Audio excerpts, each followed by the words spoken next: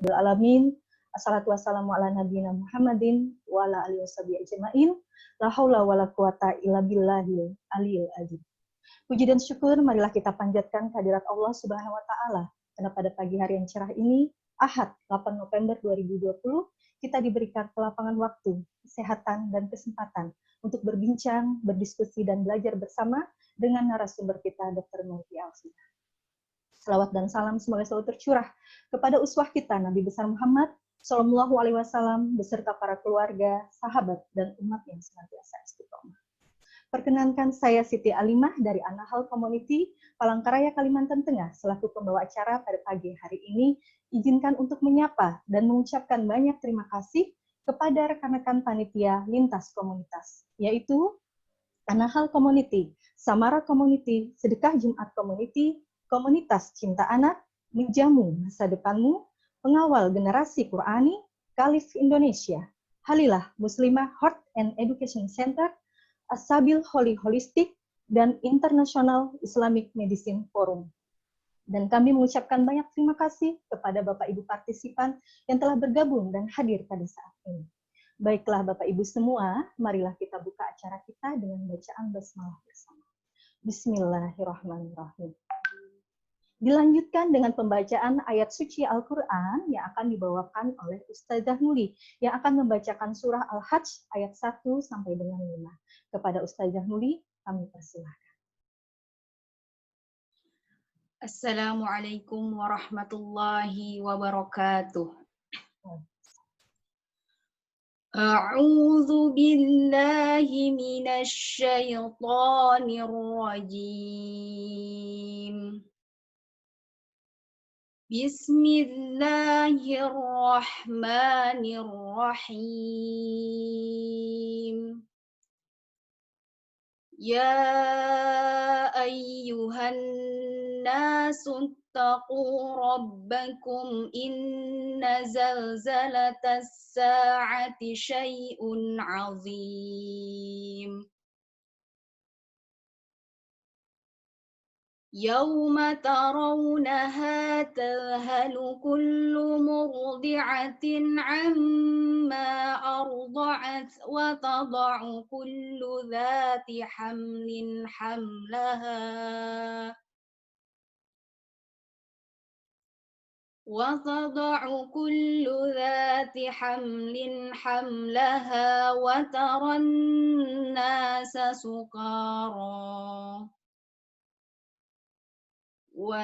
الناس سكارى وما هم بسكارى ولكن عذاب الله شديد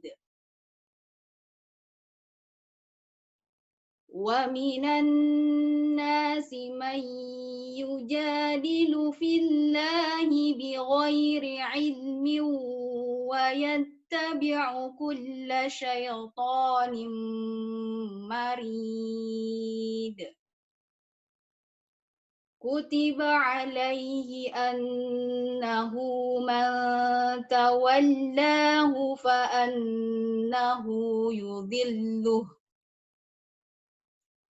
فأنه يضله ويهديه إلى عذاب السعير يا أيها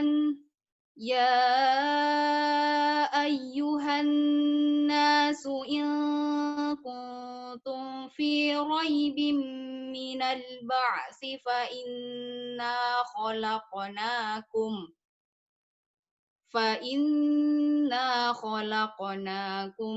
من تراب ثم من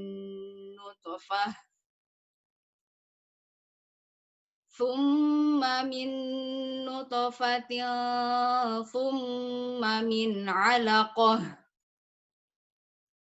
ثم من علقة ثم من مضغة مخلقة وغير مخلقة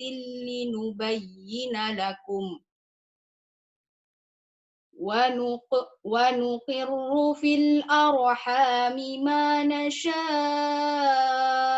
إلى أجل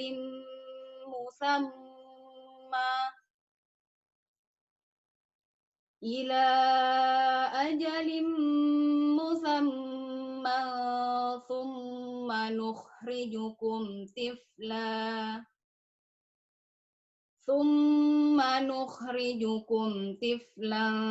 ثم لتبلغوا أشدكم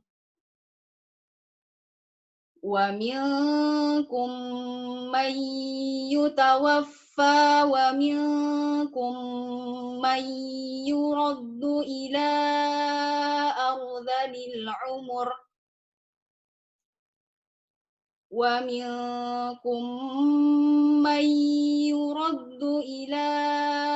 أرذل العمر لكي لا يعلم من بعد علم شيئا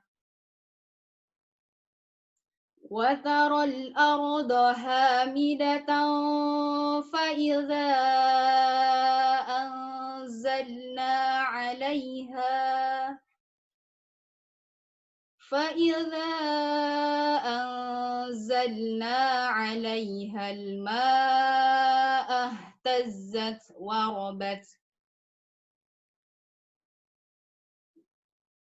فإذا أنزلنا عليها الماء اهتزت وربت وأنبتت من كل زوج بهيج صدق الله العظيم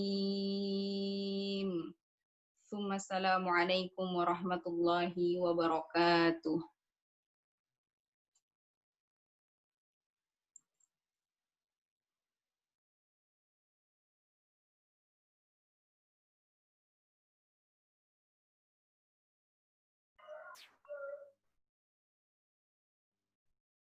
Maha benar Allah dengan segala firman-Nya.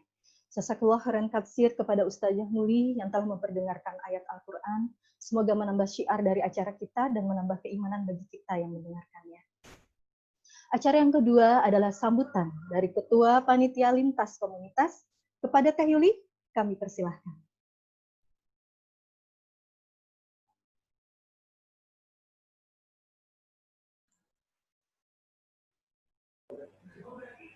Assalamualaikum warahmatullahi wabarakatuh. Puji dan syukur kita panjatkan pada Allah Subhanahu wa Ta'ala yang telah memberikan nikmat serta karunia-Nya hingga pada pagi hari ini kita dapat berkumpul bersama dalam kegiatan Bincang Sehat.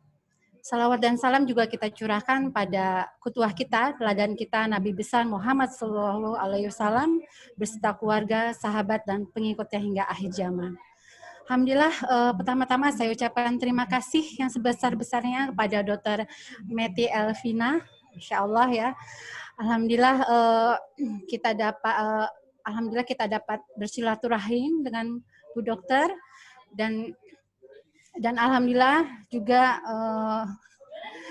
akhirnya kita dapat ikut mengadakan kajian ini.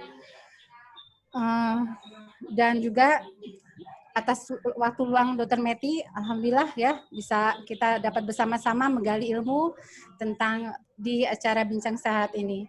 Dan juga terima kasih atas para peserta dari Bincang Sehat dan juga tak lupa terima kasih yang sebesar-besarnya juga pada para komunitas ya, penggagas dari kajian ini ya, Bincang Sehat ini yaitu lintas komunitas ya.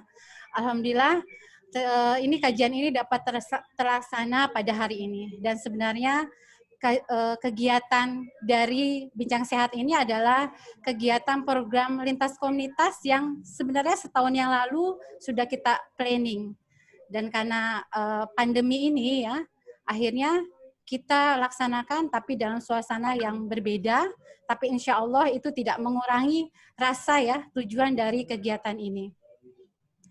Dan juga teman-teman perlu diketahui bahwa lintas komunitas adalah salah satu kumpulan dari beberapa komunitas yang ada di Palangkaraya, komunitas dan organisasi keislaman di Palangkaraya yang selalu insya Allah bersinergi dalam kegiatan keislaman ya, insya Allah. Dan ini adalah salah satu, Bincang Sehat ini adalah satu kegiatan program kita.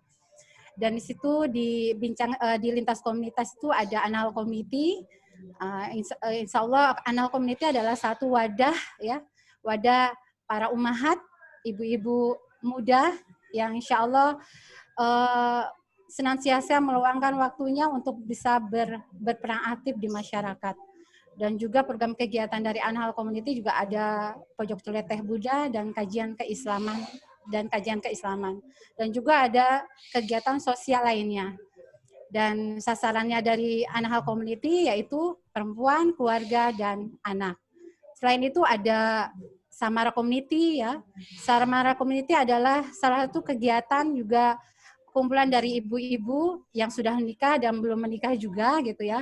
Dan program kegiatan ini juga Masya Allah ya, ada kajian kelas pranikah, ada kelas tahsin ya, ada kegiatan sosial lainnya. Dan juga ada Sijum Community ya, insya Allah Sijum Community juga kegiatan sedekah nasi Jumat setiap hari Jumat.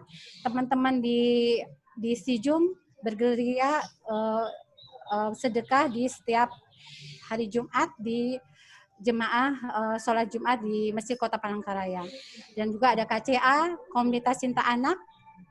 Insya Allah ini juga luar biasa kegiatan-kegiatannya, ada wakaf buku, ada geria inspirasi, dan storytelling. Dan tidak hanya itu, kegiatan ini juga digagas, juga didukung oleh komunitas-komunitas ya, organisasi yang ada di luar Palangkaraya. Seperti Menjamu Masa Depanmu, Pengawal Generasi Qurani, Khalif Indonesia, Halillah Muslimah Health and Education Center, Ashabil Holistic, dan International Islamic Medicine Forum. Dan harapannya ke depannya saya sebagai ketua panitia, sinergi ini ya antar komunitas dari Jawa, dari Kalimantan dan luar Kalimantan ini, mudah-mudahan itu bisa bersinergi terus ya, bisa berkelanjutan dan bisa menebar kebaikan-kebaikan kegiatan di masyarakat. Dan harapannya dengan kegiatan ini, semoga Bincang Sehat ini dengan tema yang sangat menarik ini bisa bermanfaat buat kita semua dan menjadi bekal kita, kehidupan kita di keluarga dan di masyarakat. Akhir kata dari saya sebagai ketua panitia dari lintas komunitas, Burung Irian Burung Cendrawasih, cukup sekian dan terima kasih. Wabillahi taufik wal hidayah. Wassalamualaikum warahmatullahi wabarakatuh. Waalaikumsalam warahmatullahi wabarakatuh. Jadi tambah semangat Teh mendengarkan sambutan dari Teh Lili. Jazakallahu khairan. Alhamdulillah. Baiklah Bapak Ibu sekalian, sudah sampai kita di acara inti, yaitu materi dan diskusi dengan narasumber kita Dr. Maiti Elvina, SPOG MKET PGZ, dengan tema Manusia Sebaik-baiknya Bentuk, Mengapa Sakit? Dan yang akan menjadi moderator adalah Mbak Aisyah. Kepada beliau berdua, kami persilahkan. Baik, bismillahirrahmanirrahim. Assalamualaikum warahmatullahi wabarakatuh. Innal hamdalillah nahmaduhu wa nasta'inuhu wa nastaghfiruhu wa na'udzu billahi min syururi anfusina wa min sayyiati a'malina. May yahdihillahu fala mudilla lahu wa may yudlil fala hadiyalah. Asyhadu an la ilaha illallah wa asyhadu anna Muhammadan abduhu wa rasuluh. La nabiyya ba'da illa yaumil qiyamah. Salatan wa salaman ila Rasulullah sallallahu alaihi wasallam. Allahumma shalli ala Sayyidina Muhammad wa ala ali Sayyidina Muhammad. Masya Allah, jazakillah khair kepada Bu Alimah selaku MC dan panitia dari Palangkaraya dari Anal Community atas waktunya ya. Saya Aisyah mungkin ke depan insya Allah akan memandu jalannya diskusi dan materi dari narasumber kita Dr. Maiti Elvina SPOG MKET PGZ. Sebelumnya mungkin sudah tidak asing lagi ya Bapak Ibu semua dengan pemateri kita hari ini, guru kita bersama Dr. Maiti Elvina. Beliau adalah seorang dokter spesialis obstetri dan ginekologi yang berpraktek di Rumah Sakit Bayangkara Polda Jambi, dan beliau saat ini merupakan salah seorang dari founder pengawal generasi Qurani, sebagai sebuah komunitas juga, komunitas kita yang memang bergerak untuk mempersiapkan generasi dari aspek jasa dia, sehingga beliau memulai dakwah beliau melalui kesehatan ya, dakwah kesehatan, Islamic medicine. Selain itu beliau juga merupakan seorang peneliti dan juga mahasiswa doktoral ya, sedang melanjutkan studi di Universitas Sumatera Utara di bidang biologi molekuler reproduksi begitu. Nah, mungkin ini ya, sebelumnya kita langsung sapa saja beliau. Assalamualaikum Dr. Meti. Waalaikumsalam warahmatullahi wabarakatuh. Baik, alhamdulillah. Bagaimana Alhamdulillah kabarnya? terdengar ya. Alhamdulillah. Alhamdulillah Bunda sehat di Kota Jambi walaupun sekarang sedang turun hujan. Masya Insyaallah. Allah. Allahumma sayyiban nafi. Semoga Allah turunkan hujan yang penuh dengan keberkahan ya Bunda, Masya Allah. Baik, semoga 1 jam ke depan insya Allah Dr. Meti akan memaparkan materinya yang sangat padat sekali. Insya Allah semoga bisa diterima dengan baik. Waktu dan ruang Zoom langsung kami persilakan kepada Bunda. Ya. Baik, bismillahirrahmanirrahim. Assalamualaikum warahmatullahi wabarakatuh. Alhamdulillahirrahmanirrahim. Wassalatu wassalamu ala asrofil anbiya'i wal mursalin wa ala alihi wa sahbihi ajma'in amma ba'du. Rabbi shrah li sadri wa yassir li amri wahlul 'uqdatam min lisani yafqahu qawli. Jazakumullah khairan katsiran kepada seluruh panitia yang tidak bisa saya sebut satu persatu. Masya Allah, Bunda, ya Teh Yuli dari Palangkaraya, saya jadi bernostalgia tahun 2015 sampai 2018 awal saya masih di Kalimantan Tengah di sana. Ingat sekali saat itu saya masih berdinas membantu pemerintah Kabupaten Gunung Mas dan Kota Waringin Barat sebagai dokter obgyn. Bahkan di Gunung Mas sebagai dokter satu-satunya di sana waktu itu. Dokter kandungan satu-satunya di sana. Nah, kemudian di sini saya sharing, ini berbincang sehat secara santai, walaupun ini materinya padat dan berbahasa sedikit ilmiah, tapi semoga Allah mudahkan saya membahasakannya dengan bahasa awam. Karena kalau pakai bahasa ilmiah, barangkali sahabat-sahabat yang berlatar belakang non-medis akan kesulitan memahami. Tapi insya Allah, semoga Allah pahamkan kita, Allah tuntun kita, karena ilmu mengenal diri kita adalah sebenarnya mengenal kebesaran Allah. Dan saya mohon izin share screen karena ilustrasi dengan ilustrasi penglihatan audiovisual akan lebih memudahkan kita menangkap materi insya Allah.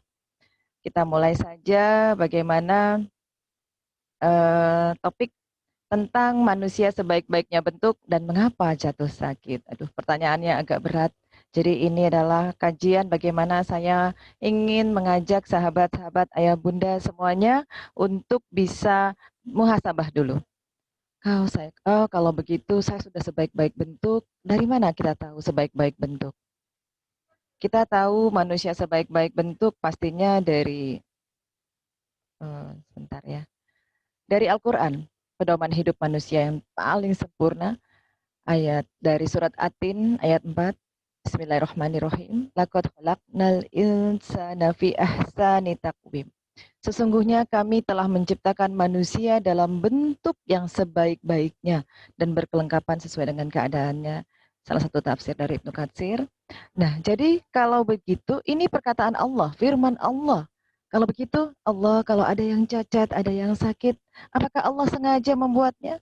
Tentu tidak. Dengan iman inilah kita memahami bahwa kita sudah sebaik-baik bentuk, lantas mengapa manusia jatuh sakit, bahkan sampai ada yang menderita cacat gitu ya. Kita akan membahasnya pelan-pelan di sini. Nah, salah satu wasilah kita belajar mengenal diri, salah satu ayat Quran surat Al-Fussilat ayat 53. Allah memperlihatkan kepada kita tanda-tanda kekuasaan Allah ya di seluruh afak wilayah bumi alam semesta dan pada diri kita sendiri. Hingga kita merasa yakin bahwa Al-Quran itu benar. Jadi kalau begitu salah satu ilmu kedokteran adalah mengenal diri manusia, mengenal tubuh manusia. Sebagaimana Allah berfirman dalam ayat ini, berarti tujuan kita mengenal diri bukan untuk sehat, tapi untuk menguatkan iman kita bahwa Allah itu maha besar dan Allah menurunkan Al-Quran sebaik-baiknya petunjuk yang pasti benar. Nah, kalau demikian, mari kita mulai tafakur diri. Sebelum ada Bunda Meti di depan layar terlihat, ada Ananda Aisyah, siapapun kita manusia, kita berasal dari Quran. Allah berfirman dimulai dari Quran surat Al-Mu'minun ayat 12 sampai 14. Dari saripati tanah. Manusia pertama di muka bumi yang Allah turunkan dari surga Nabi Adam alaihi salam. Bukan dimulai dari sperma atau telur, bukan dari nutfah, tapi dari saripati tanah. Jadi kalau demikian kita harus muhasabah Allah. Baik, saya mulai bahwa untuk memahami konsep kita sempurna, kita berasal dari saripati tanah. Sulalatun mintin, lalu nutfah yaitu berupa sperma dan sel telur, kemudian alaqah, segumpal daging atau embrio, mudghah, janin, kemudian menjadi idam, bertulang, kemudian berdaging dan menjadi bentuk yang lain yaitu manusia. Kemudian Allah tiupkan ruh, dan kemudian diberikanlah serangkaian atribut pendengaran, penglihatan, dan hati, tumbuh menjadi bayi, anak, dewasa, tua, ada yang pikun, dan wafat lagi, masuk ke dalam tanah, dikubur, dan sampai nanti dibangkitkan kembali. Allahu Rabb. Ini adalah petunjuk kita untuk mengenal diri kita yang sebaik-baik bentuk. Kita mulai dari saripati tanah. Lalu kalau demikian saripati tanah, kemudian menjadi nutfah, kemudian menjadi alaqah, mudghah, jangan lupa semua itu sel sperma maupun sel telur merupakan sel, ya, sel tubuh, membentuk jaringan, membentuk organ, membentuk sistem organ yang saling bersinergi dan membentuk jasad manusia yang disebut organisme. Organisme termasuk manusia di sini. Jadi kalau hendak mengenal manusia, mahasiswa kedokteran atau ilmu kesehatan pasti harus belajar ilmu tentang sel. Karena kalau kita langsung saja melihat rumah, ada kamar, ada ruang makan, ada ruang tamu, kita tidak tahu bahwa proses hulunya itu juga disusun oleh sebulir pasir yang kecil-kecil. Jadi untuk memahami sesuatu yang besar, mulailah dari yang kecil. Sama, ingin melakukan kebaikan yang besar, mulailah dari kebaikan yang kecil kita belajar. Sama analoginya, hari ini mau belajar tentang tubuh, bagaimana supaya jangan jatuh sakit, mulai kita mengenal sel. Di sini Bunda Meti ingin sharing dengan bahasa yang santai, agar kita seperti ngobrol dan faham, mengenal diri kita.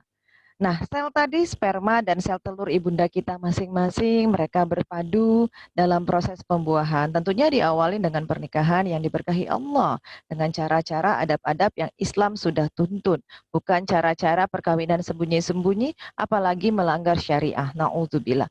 Karena sesuatu yang baik akan menghasilkan hasil yang baik. Jadi kalau dimulai dengan tidak baik, misalnya na'udzubillah, Muslim tidak mengenal pacaran. Jadi kalau ada seorang ayah ibu ingin melahirkan generasi yang baik, mulailah dari awal yang baik, tidak terpapar dari hal-hal yang melanggar syariah. Nah, proses fertilisasi adalah perpaduan antara sel sperma dan sel telur ibu, ya. Sperma 2 juta butir, sel telur sebutir, lalu diseleksi oleh Allah, ini atas kuasa Allah, biiznillah, bukan atas intervensi dokter kandungan atau dokter ahli bayi tabung, tapi Allah yang pilih makhluknya. Hambanya yang akan terlahir pasti sudah melalui proses seleksi yang luar biasa sempurna. Dan ternyata di balik dari yang dibawa oleh sperma dan telur, ada yang dibawa, yaitu adalah DNA atau gen. Nah, jadi blueprint manusia adalah gen DNA yang terdapat dalam sel setiap manusia, baik sel sperma, sel telur, sel apapun di tubuh diawali dari materi blueprint yaitu DNA, berupa pita-pita ganda yang bentuknya seimbang, dan inilah asal muasal penyakit jasadiyah, fisik yang manusia derita di muka bumi, karena inti suatu bentuk materi blueprintnya tersalahkan saat menyusun kode-kode untuk membuat sel tubuh. Misalnya nih DNA untuk membuat sel mata, sel paru, sel membentuk jaringan otot, rangka, ya, otot, apapun ini semua berasal dari DNA. Dan DNA setiap manusia yang sama pasti sama dari ujung kaki sampai ujung rambut. Kalau diambil materi DNA dari sel telur lalu dibandingkan dengan materi DNA dari sel rambut, itu sama saja. Jadi kalaupun ayah ibu menikah, punya keturunan, untuk mengidentifikasi dia anak siapa, juga DNA ayah dan DNA anaknya adalah sama, Masya Allah.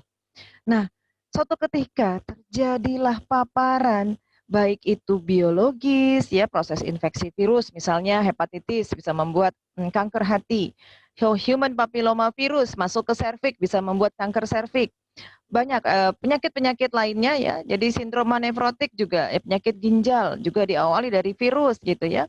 Penyakit jantung, rematik juga dari virus, gitu, dari bakteri. Jadi faktor biologi atau agen-agen kimia toksik berbahaya atau fisik ya, ataupun lingkungan, paduan antara biologis, kejiwaan, sosial, mental, emosional secara riset berbasis genetika dapat merusak gen atau DNA. Ini dia yang harus kita pahami sekarang. Konsep penyakit sampai ke titik paling kecil yang tidak tampak oleh mata, namun saat ini dengan teknologi, saya berkecimpung di biologi molekuler genetika, melihat bahwa ada yang merusak blueprint manusia, yaitu paparan faktor-faktor dari eksogen eksternal tubuh yang membuat perintah sel berubah menjadi salah. Nah, terbayang ya? Satu sperma dan satu telur bergabung, ayah ibu membagi 50-50 kromosomnya. 23 kromosom gen ya, DNA ayah dan 23 kromosom ibu bergabung, kemudian mereka membelah dan membentuk nanti makhluk baru yaitu janin dalam kandungan seorang wanita. Jadi jangan sepelekan, apa yang dibawa ayah, apa yang dibawa ibu berkontribusi terhadap penyakit transgenerasi. Bukan berarti dosa ayah ibu diwariskan, bukan. Maksudnya kalau ayah ibu kurang ilmu dalam hal ini, makanya pentingnya pendidikan pra-pernikahan supaya muhasabah dirilah calon ayah dan calon ibu mempersiapkan termasuk sel telur dan sel sperma. Allah, apakah aku sudah mempersiapkan apa yang akan aku satukan dengan calon suamiku kelak akan dapat melahirkan generasi-generasi unggul, generasi robbani yang berakidah, bertauhid kokoh dan berbadan sehat. Ini hal yang paling penting karena untuk bisa menyelesaikan problem yang terjadi penyakit saat ini, haruslah kita mulai orang tua muhasabah juga agar jangan berkontribusi terhadap penyakit generasi. Jadi sel telur, sel sperma bergabung, melahirkan janin, melahirkan bayi, anak, remaja dan seterusnya. Inilah kalau kita lihat, bayangkan sebutir sel sperma ayah, sebutir sel telur ibu, kemudian menjadi manusia, apa yang terjadi di sini? Yaitu pembelahan, dan pertumbuhan bertambah banyak. Itulah proses kita tumbuh, growth and development. Kalau enggak ya akan bentuk kayak bola-bola begini aja, entar kita jadi manusia bola-bola. Tapi Allah yang mengatur menjadi sempurna, membelah-membelah, berdiferensiasi, itulah tadi proses pembelahan sel yang disuruh, yang diperintahkan oleh blueprint manusia dalam setiap inti sel. Sel kita berjumlah 100 triliun, yang menyuruh membelah adalah kode DNA atau yang disebut gen.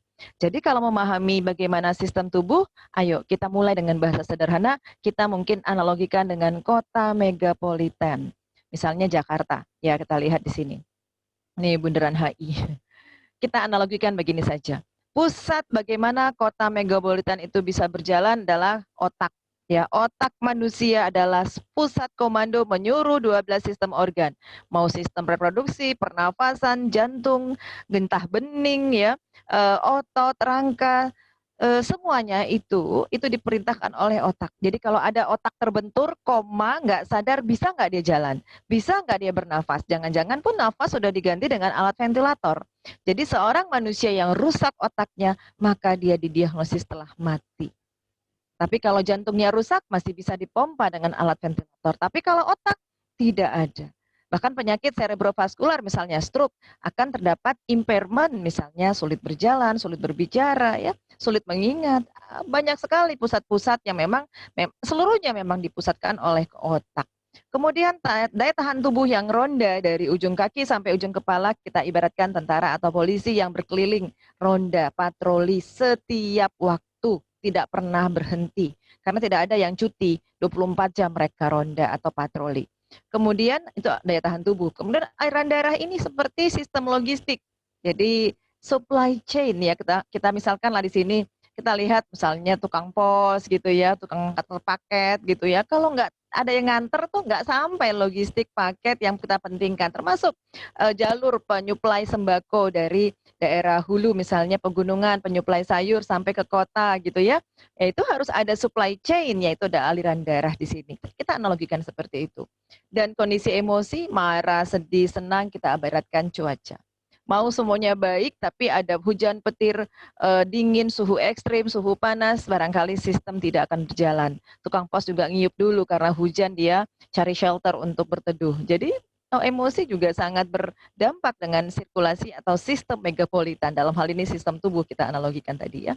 Kemudian petugas telekomunikasi, tidak ada Zoom, tidak ada handphone, tidak ada yang sifatnya IT, barangkali tidak bisa berkomunikasi, apalagi di tengah pandemi. Itu ibaratnya sistem syaraf. Jadi kemudian lalu lintas, ini saya bawakan energi, kalau bahasa tradisional Chinese medicine-nya qi gitu ya, tapi kita nggak bahas qi, kita bahas energi. Energi adalah sesuatu kemampuan membuat sesuatu itu bergerak atau bekerja, itu adalah suatu energi, kita bilang tenaga ya. Ini kemudian berupa getah bening dan aliran darah termasuk. Kemudian petugas bersih-bersih adalah pembuangan, misalnya ke ginjal, itu adalah petugas pengangkut sampah ya. Dinas pertamanan dan sampah kita ibaratkan adalah sistem eliminasi ginjal dan juga pori-pori kulit untuk membuang keringat. Kemudian petugas AC, temperatur suhu itu di otak kita sama, sentral suhu juga di kepala. Jadi hati-hati kalau kepala terbentur juga bisa kejadian tidak mampu tubuh mengatur suhu.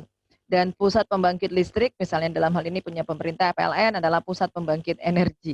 Nah, jadi kalau di dalam tubuh kita, pembangkit energi di setiap sel ada, disebutlah namanya mitokondria. Di dalam sel kita, setiap sel ada energi, itulah kita kenapa butuh gula, butuh beberapa zat-zat yang bersifat karbohidrat untuk membangkitkan energi setiap sel untuk dapat membelah dan bertumbuh. Nah, jadi kalau misalnya lah kota megapolitan Jakarta tadi tiba-tiba ada yang buang sampah sembarangan, nyampah nih gitu ya, manusia ada yang nyampah, ada yang nyumbat di salah satu aliran sungai di tengah kota. Apa yang terjadi? Aliran tidak lancar, kemudian mampet, lama-lama meluap, airnya banjir. Nah, untuk keamanan jaringan listrik dipadamkan, atau kalau terjadi tumpang tindih, overlapping, menjadi korsleting, kota menjadi gelap, resiko terjadi kriminalitas meningkat, kemudian aparat penjaga keamanan beronda, bersiaga, patroli, beberapa jalur ditutup untuk melokalisir, misalnya kejadian kriminalitas yang meningkat tadi di kota yang carut-marut tadi, sehingga diamati dengan ketat. Demikianlah seterusnya. Begitu juga tubuh, ada yang nyumbat, ada yang pecah, ada yang begini. Bala tentara, sistem apapun yang 12 sistem saling bersinergi, mereka bekerja untuk mengembalikan proses yang disebut adalah keseimbangan, balance dan harmoni. Dan keseimbangan bukan melulu hanya tadi. Tadi kan saya sudah sampaikan bahwa misalnya tersumbat jalur, ada sampai melibatkan dinas kebersihan, dinas listrik gitu ya, bahkan patroli keamanan.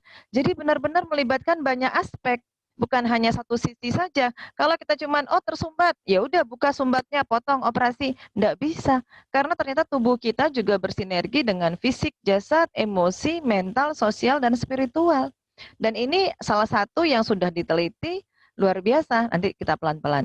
Dan kita kembali Quran surat Al-Infitar ayat 7. Tubuh manusia itu seimbang dan harmonis dengan mikroskosmis dan makroskosmis. Apalagi ini Dr. Meti. Nanti pelan-pelan. Jadi tubuh kita ini seimbang dengan sesuatu yang hal kecil-kecil di internal tubuh dan luar tubuh. Jadi kalau manusia tidak paham konsep ini, maka kita tidak kenal diri kita dan kita bisa jatuh sakit karena tidak bisa mempertahankan keseimbangan yang Allah sudah katakan dari Quran. Nah, ini bahkan siang malam juga kita harus seimbangkan dengan tubuh kita ya. Quran berulang kali Allah berfirman tentang tadabbur waktu siang dan malam. Nah, apa itu energi makroskosmis? Energi makroskosmis adalah energi yang berasal dari dunia luar tubuh kita.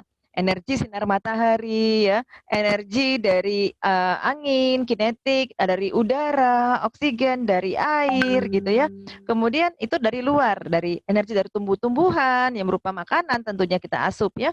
Kemudian energi dari termasuk gaya gravitasi juga berhubungan dengan kesehatan tubuh manusia. Ya, kemudian sedangkan energi yang sifatnya mikro adalah energi tubuh, termasuk tadi energi dari sel tubuh, energi pikiran, energi emosional, dan energi elektromagnetik listrik tubuh. Jadi luar biasa Allah mengatur keseimbangannya. Nah, kita bahas dulu yang makrokosmis. Ada hubungan sakit dengan luar tubuh? Iya.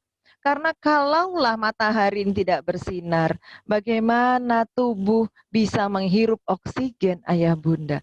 Kalau matahari bersinar, akhirnya seluruh tumbuhan baik yang di atas laut, yang di atas tanah maupun di bawah laut, mereka memanfaatkan energi matahari untuk proses fotosintesis, membuat makanan dari tumbuhan ya, untuk mereka tumbuh, menyuplai jadi produsen makanan, dan luaran proses ini menghasilkan oksigen, inilah yang kita hirup.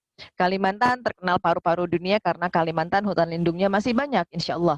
Nah, jadi kita bergantung. Jadi kalau ada pernikahan menanam pohon, maksud jangka panjang kita menyiapkan anak cucu kita masih bisa bernafas di atas muka bumi kalau matahari masih bersinar. Tapi kalau matahari sudah dibalik Allah, terbit dari barat, tenggelam di timur, sudah kacau balau, hari akhir kita tidak bisa bernafas karena semua sudah gelap, tidak ada yang fotosintesis, tidak ada oksigen, bagaimanapun manusia akan punah, kehidupan akan punah.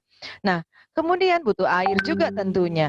Nah, kalau demikian malam terbalik. Kalau malam oksigen dimanfaatkan oleh tumbuhan, malam hari dikeluarkan CO2. Sehingga fitrahnya manusia jangan kelayapan malam hari, jangan kelabing nongkrong, tidur. Karena Rasulullah juga tunjukkan, karena nanti yang terhirup malah CO2 yang sifatnya tidak fitrah untuk sumber sistem pernafasan. Kemudian ini dia ya, tadi sirkulasi sustainable energi dari matahari, kita menjadi bernafas. Jangan lupa, setiap tumbuhanlah yang memproduce oksigen untuk organisme bisa stay alive, bisa bertahan hidup. Nah, jadi kita sebagai khalifah fil art ya, manusia yang memakmurkan bumi, kita harus tahu untuk sehat jangan egois, cuma mau mikir makan sehat, terus nyampah gitu. Nyampahnya plastik dibuang, nanti tanah nggak bisa mendengkomposter. Kasihan tumbuh-tumbuhan kalau menyerap saripati yang ada makanan yang tidak bisa didegradasi di tanah gitu ya, tidak bisa didaur ulang.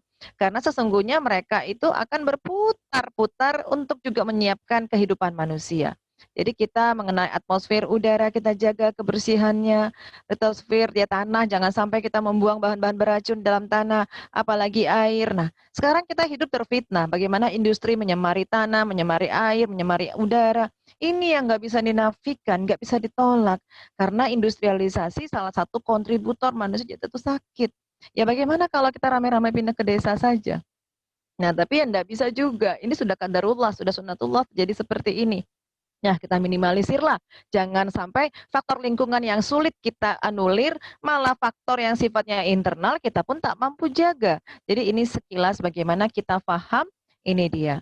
Bagaimana tanah ini ada unsur hara, bayangkan natrium, fosfat, kalium, sulfur, kalsium, magnesium, zat besi, zinc, tembaga, ini semua diserap oleh tanaman, misalnya beras saja ya.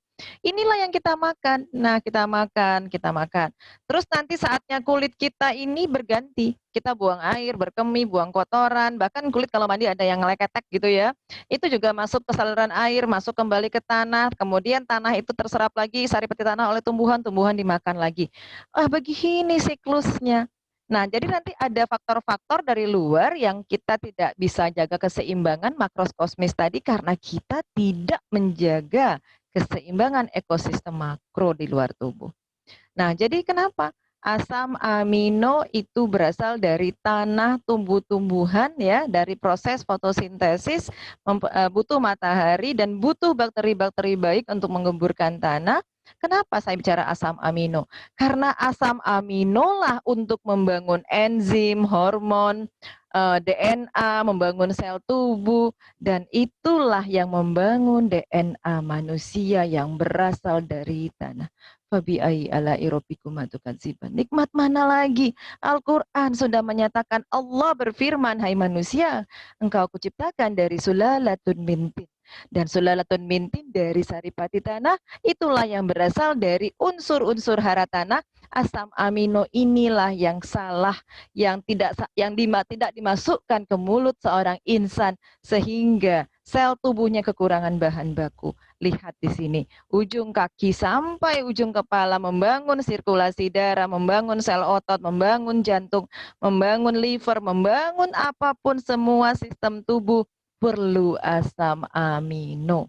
Dan asam amino mutlak harus dapat asupan dari luar tubuh dan tubuh dapat membuatnya sendiri setelah asupan dari luar tubuh tercukupi. Apakah asam amino itu? Apakah dari makanan proses? Tidak. Makanan industri miskin asam amino. Ayah bunda harus paham, proses pemanasan di atas suhu 65 derajat musnah lantai dari pengikat asam amino.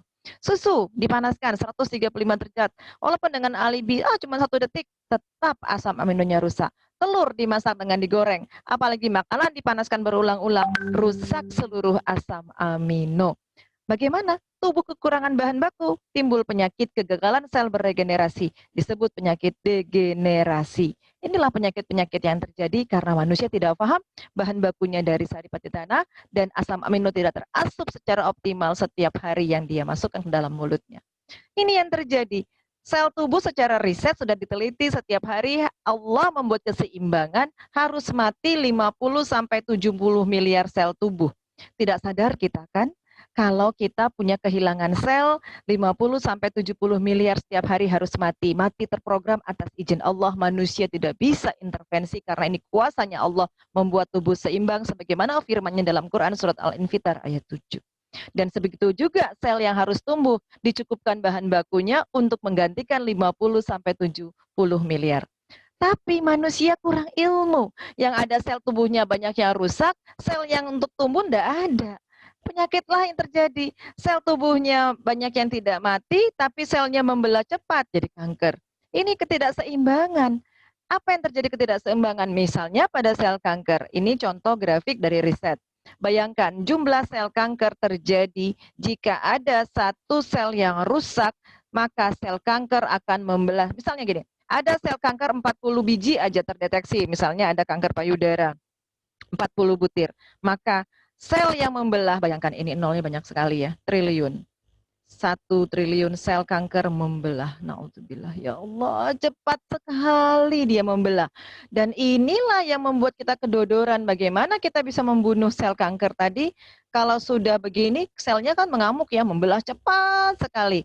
Padahal secara sunnatullah, sel itu membelah dengan cepat hanya dalam kandungan.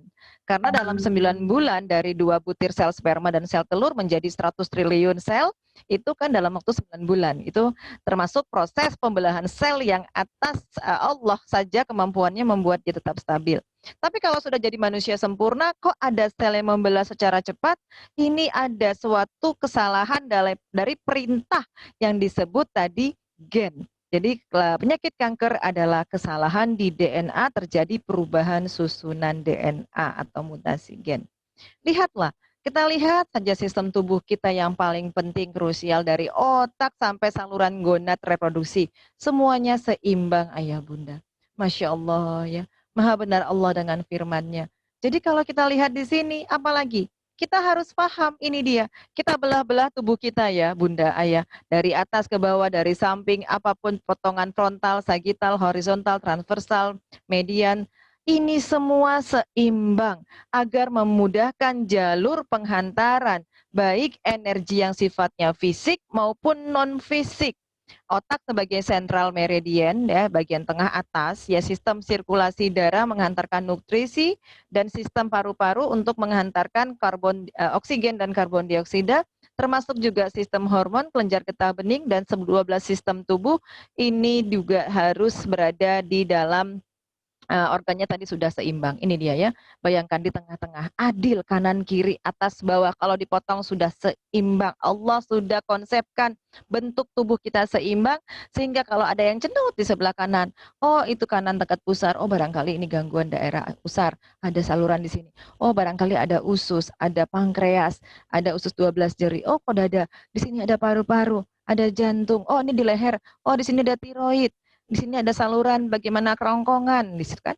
Oh sakit di perut bawah, oh di sini ada organ reproduksi. Sudah tahu di sini letaknya para dokter. Tapi apa yang membuat dia cenut-cenut atau sakit atau terjadi timbul suatu benjolan? Karena energi tadi tidak tersampaikan, baik energi dari luar tubuh yang berupa tadi sinar matahari, energi dari tumbuh-tumbuhan, airnya, udaranya, makanannya, baik di dalam tubuh energi pikiran yang nggak tenang, emosinya nggak stabil ya, hantaran listrik tubuh nggak sampai, jadi tertimbul imbalance. Nah, tadi sebagai otak, sebagai sentral pengaturan semua titik tengah tubuh, otak ini adalah suatu pusat komando yang komando pelaksana perintah diinput dari panca indera. Jadi kalau manusia mau sehat, ayo tafakur dulu sekarang. Apa yang sudah kudengar telingaku? Apa? Jangan-jangan makian, ujaran kebencian, bentakan, suara keras, suara hinaan, suara bulian yang jauh dari akhlak-akhlak karimah dari seorang muslim. Ya pantas otak menyimpan energi suara negatif. Disimpan ya. Itu yang disalurkan ke seluruh tubuh. Apa yang aku perhatikan dengan mataku? Jangan-jangan mataku memandang sesuatu yang tidak halal. Jangan-jangan aku tidak memandang matahari dengan rasa syukur. Jangan-jangan aku memandang air hujan yang jatuh ke bumi tidak dengan rasa syukur. Kita introspeksi diri. Karena kalau negatif juga yang dipandang, energi dari yang kita pandang juga negatif masuk ke otak. Allah, apa yang kupandang dari panca indera mulutku, lidahku yang kurasakan. Jangan-jangan ini makanan tidak halal, tidak thayyib, tidak berasal dari saripati tanah sebagaimana Al-Qur'an Al-Baqarah 168 yang mengatakan, "Hai manusia, makanlah makanan yang halal, thayyib dan berasal dari bumi." Jangan-jangan aku 100% makanan olahan. Olahan yang mengandung pengawet, pengembang, pemutih, perasa, penggurih. Semuanya aku masukkan ke mulutku. Pantas aku tidak dapat menyalurkan energi yang fitrah untuk otak untuk bisa bersinergi dengan seluruh selku. Bagaimana penciuman? Jangan-jangan ini semua racun serangga, semua udara kotor, pewangi, parfum-parfum sintetik yang tidak sehat masuk semua ke hidungku. Jangan-jangan kulitku juga tidak pernah merasakan pelukan kasih sayang seorang anak misalnya, jarang didekap, jarang dibelai, jarang disentuh, atau seorang istri, jaga dan suami benar-benar tidak mendapatkan suatu stimulus yang baik untuk permukaan tubuh, maka yang disimpan juga semua yang negatif, akhirnya otak memberikan pesan yang negatif. Jadi kalau misalnya ada suatu organisasi, pemimpinnya punyanya komando yang negatif aja, ayo ini adalah satuan gangster, kamu adalah tim pencuri, kamu tim maling, kamu tim begal. Pasti anak buahnya melakukan perintah dari komando. Nah, ini kalau dia kepala kita, isi perintah dari panca inderanya negatif, bagaimana bisa nanti otak memerintahkan hal-hal yang baik? Sementara kalau otak itu bayangkan dopamin, hormon-hormon baik ya. Otak ini semua sumbernya ini kebaikan. Kalau kita mampu mengarahkan itu kebaikan. Misalnya rasa syukur atas segala pencapaian, mampu kita bersinar ya, maksudnya dengan udara luar, matahari, membantu sesama, memeluk, sharing curhat dengan baik, mengingatkan dalam kebaikan tentunya. Sentuh-sentuhan lembut, olahraga, mencium aromaterapi sebagian Rasulullah suka wangi-wangian. Ini akan menginduksi hormon kebahagiaan di otak. Sehingga otak menjadi punya energi positif dan nanti akan sinkron membuat sistem 12 sistem tubuhnya harmonis. Hati-hati dengan otak. Bunda Meti kalau menterapi orang gangguan haid, Bunda cari tahu dulu jangan-jangan nih otaknya isinya stres, cemas, depresi, ya kurang bersyukur, kurang sabar gitu. Maunya dia, bukan maunya Allah gitu ya. Apa yang terjadi? Pusat komando nomor 1 membuat unsynchronize terhadap 11 atau 12 sistem organ di bawahnya. Baik payudara, ovarium, tiroid, ya hipertiroid, kelenjar adrenal, penyakit gula di sini, penyakit osteoporosis, rahim, seluruhnya. Ini perintahnya di otak ayah bunda. Yang itu semua diinput dari 5 panca indera kita, mau kita beri informasi apa masuk ke dalam melalui panca indera. Nah, kita manusia, jangan lupa Allah berfirman dalam Quran surat As-Sa'ad ayat 38 bahwa Allah berfirman kepada malaikat, sesungguhnya aku hendak menciptakan manusia, Adam dari tanah, ingat ya, dari saripati tanah. Kemudian aku sempurnakan, manusia sudah sempurna. Kejadiannya, aku tiupkan ruh. Jadi kita, Allah ciptakan Nabi Adam alaihissalam dari jasad tanah, dan Allah tiupkan ruh, sama juga ketika seorang wanita hamil, A'raf ayat 178, bahwa Allah meniupkan ruh kepada janin yang dalam kandungan seorang ibu pada 120 hari atau 4 bulan. persatuan ruh dan jasad lah yang disebut jiwa. Jiwa bisa disebut juga kolbu, akal, dan nafs. Nah, kalau untuk sehat ruh dan jasad ini, maka akarnya kolbu, akal, dan nafsnya, sebagaimana kita tahu bahwa kolbu adalah kalau sudah baik, maka baiklah seluruh tubuh jasad manusia. Bahkan dalam suatu riset ilmiah saat ini, mungkin dikenal spirit, soul, body, mind and body, mind, body and soul. Ternyata ini bayangkan spirit ya. Di sini ruh kita, spiritual, hati kita, jiwa kita akan berdampak kepada pilihan hidup kita, bagaimana kesadaran kita, keyakinan, sikap, emosi, termasuk pola pikir. Inilah yang akan membuat panca indera, five sense tadi, membuat sinkron dengan organ-organ tubuh, sehingga saya sebagai dokter penganut integratif medicine, menterapi manusia tidak hanya menterapi jasad semata, tapi ada banyak yang sebagai root of cause of the disease, akar permasalahan penyakit berbasis lebih banyak kepada mind, body, and spirit, yaitu kolbu. Bagaimana kolbu kita mau patuh kepada Allah dan selalu terpaut kepada Allah dengan menautkannya melalui atribut panca indera yang telah Allah titipkan untuk kita bersyahadah bahwa Islam agama yang sempurna sebagai guiding untuk menjalani kehidupan.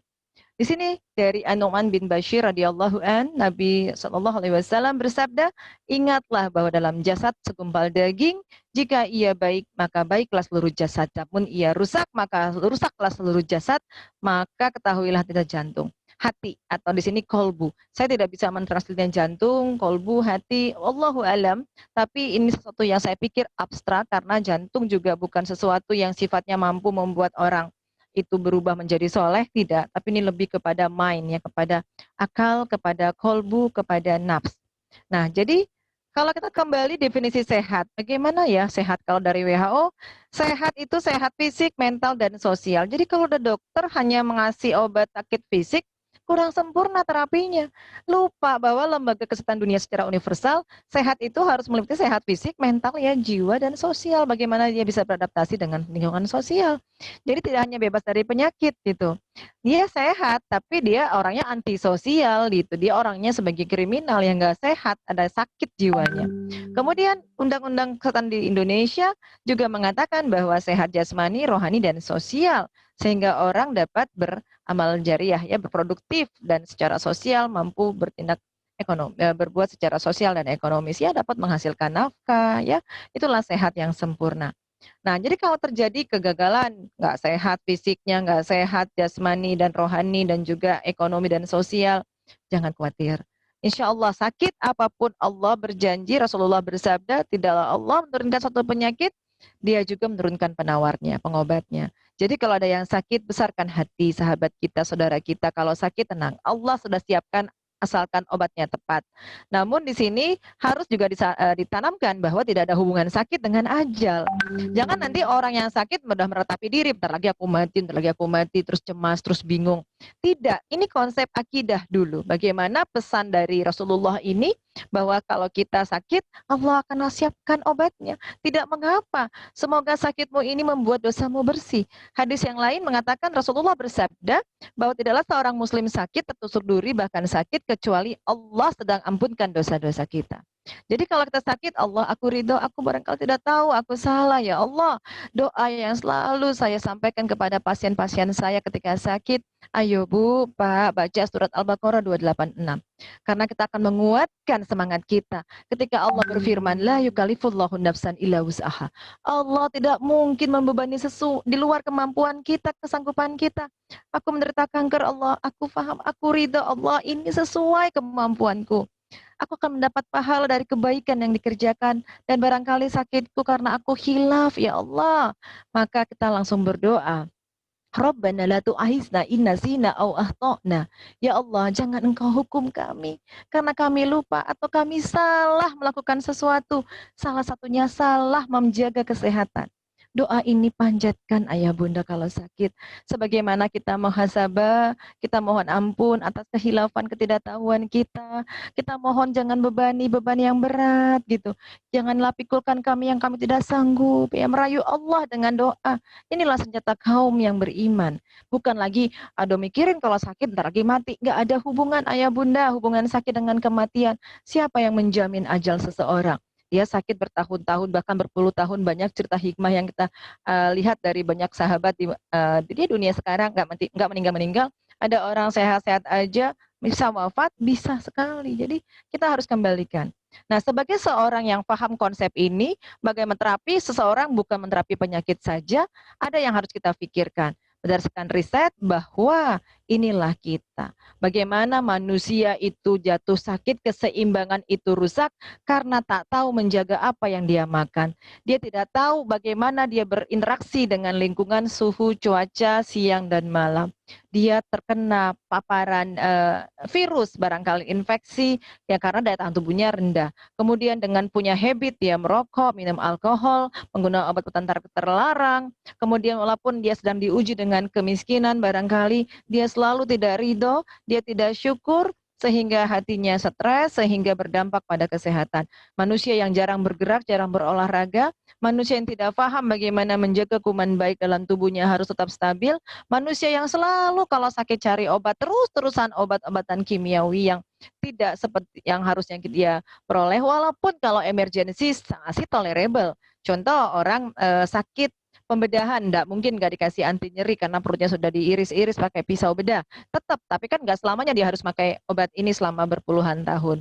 Kemudian manusia yang juga harus paham bagaimana mendampingi pengobatan dengan alternatif medicine, misalnya Islamic medicine, mengenal bagaimana cara-cara Rasulullah mengobati penyakit, yaitu membaca Quran, wa nunazzilu minal Quran ma huwa syifa, bagaimana madu sebagai pengobat, bagaimana hijamah bekam sebagai dijamin kesembuhan dari bekam, bagaimana ukhuwah silaturahmi juga memanjangkan usia, mempermurah rezeki, bagaimana menata hati menjadi hati yang tenang. Ini faktor yang harus dijaga manusia, bukan melulu hanya untuk makan sehat. Banyak faktor. Kenapa? Kalau sudah tahu faktor tadi, maka seorang kakek, buyut, nenek ya, kita kalau tidak tahu faktor yang disebut ini epigenetika yang saya sedang teliti, maka dia akan menurunkan kepada anak cucunya sampai generasi keempat saat ini. Jadi ayah, ibu, kakek, buyut yang habitnya dulu salah, memapar gen tubuhnya rusak, akan diturunkan menjadi penyakit generasi transgenerasi. Inilah anak-anak yang penyakit autoimun, penyakit diabetes, hipertensi, obesitas, penyakit jantung, penyakit PCOS, penyakit gangguan jiwa, gangguan kolesterol, gangguan penyakit kanker, sebenarnya ini dibawa oleh kakek nenek moyang kita. Jadi bagaimana supaya luntur? Jangan lupa doa. Rabbana la tu'akhizna in nasina aw akhtana ya Rob. Aku tak tahu Allah. Aku tak tahu ilmu menjaga kesehatan. Nah sekarang kalau ayah bunda sudah tahu, aku akan perbaiki diriku mulai hari ini Allah.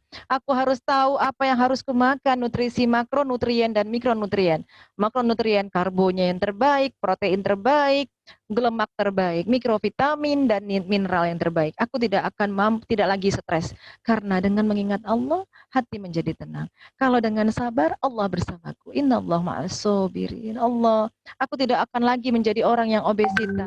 Aku akan tidur sebagaimana Rasulullah tuntun, tidur setelah Isya dan bangun sebelum subuh. Aku tidak akan lagi merokok Allah. Aku tidak akan lagi, ya kalau ini nggak bisa sih ya polusi pabrik, kalau kadarullah rumah dekat pabrik, tapi minimal kita menjaga yang lainnya. Aku menjaga probiotik kuman baik dalam tubuhku.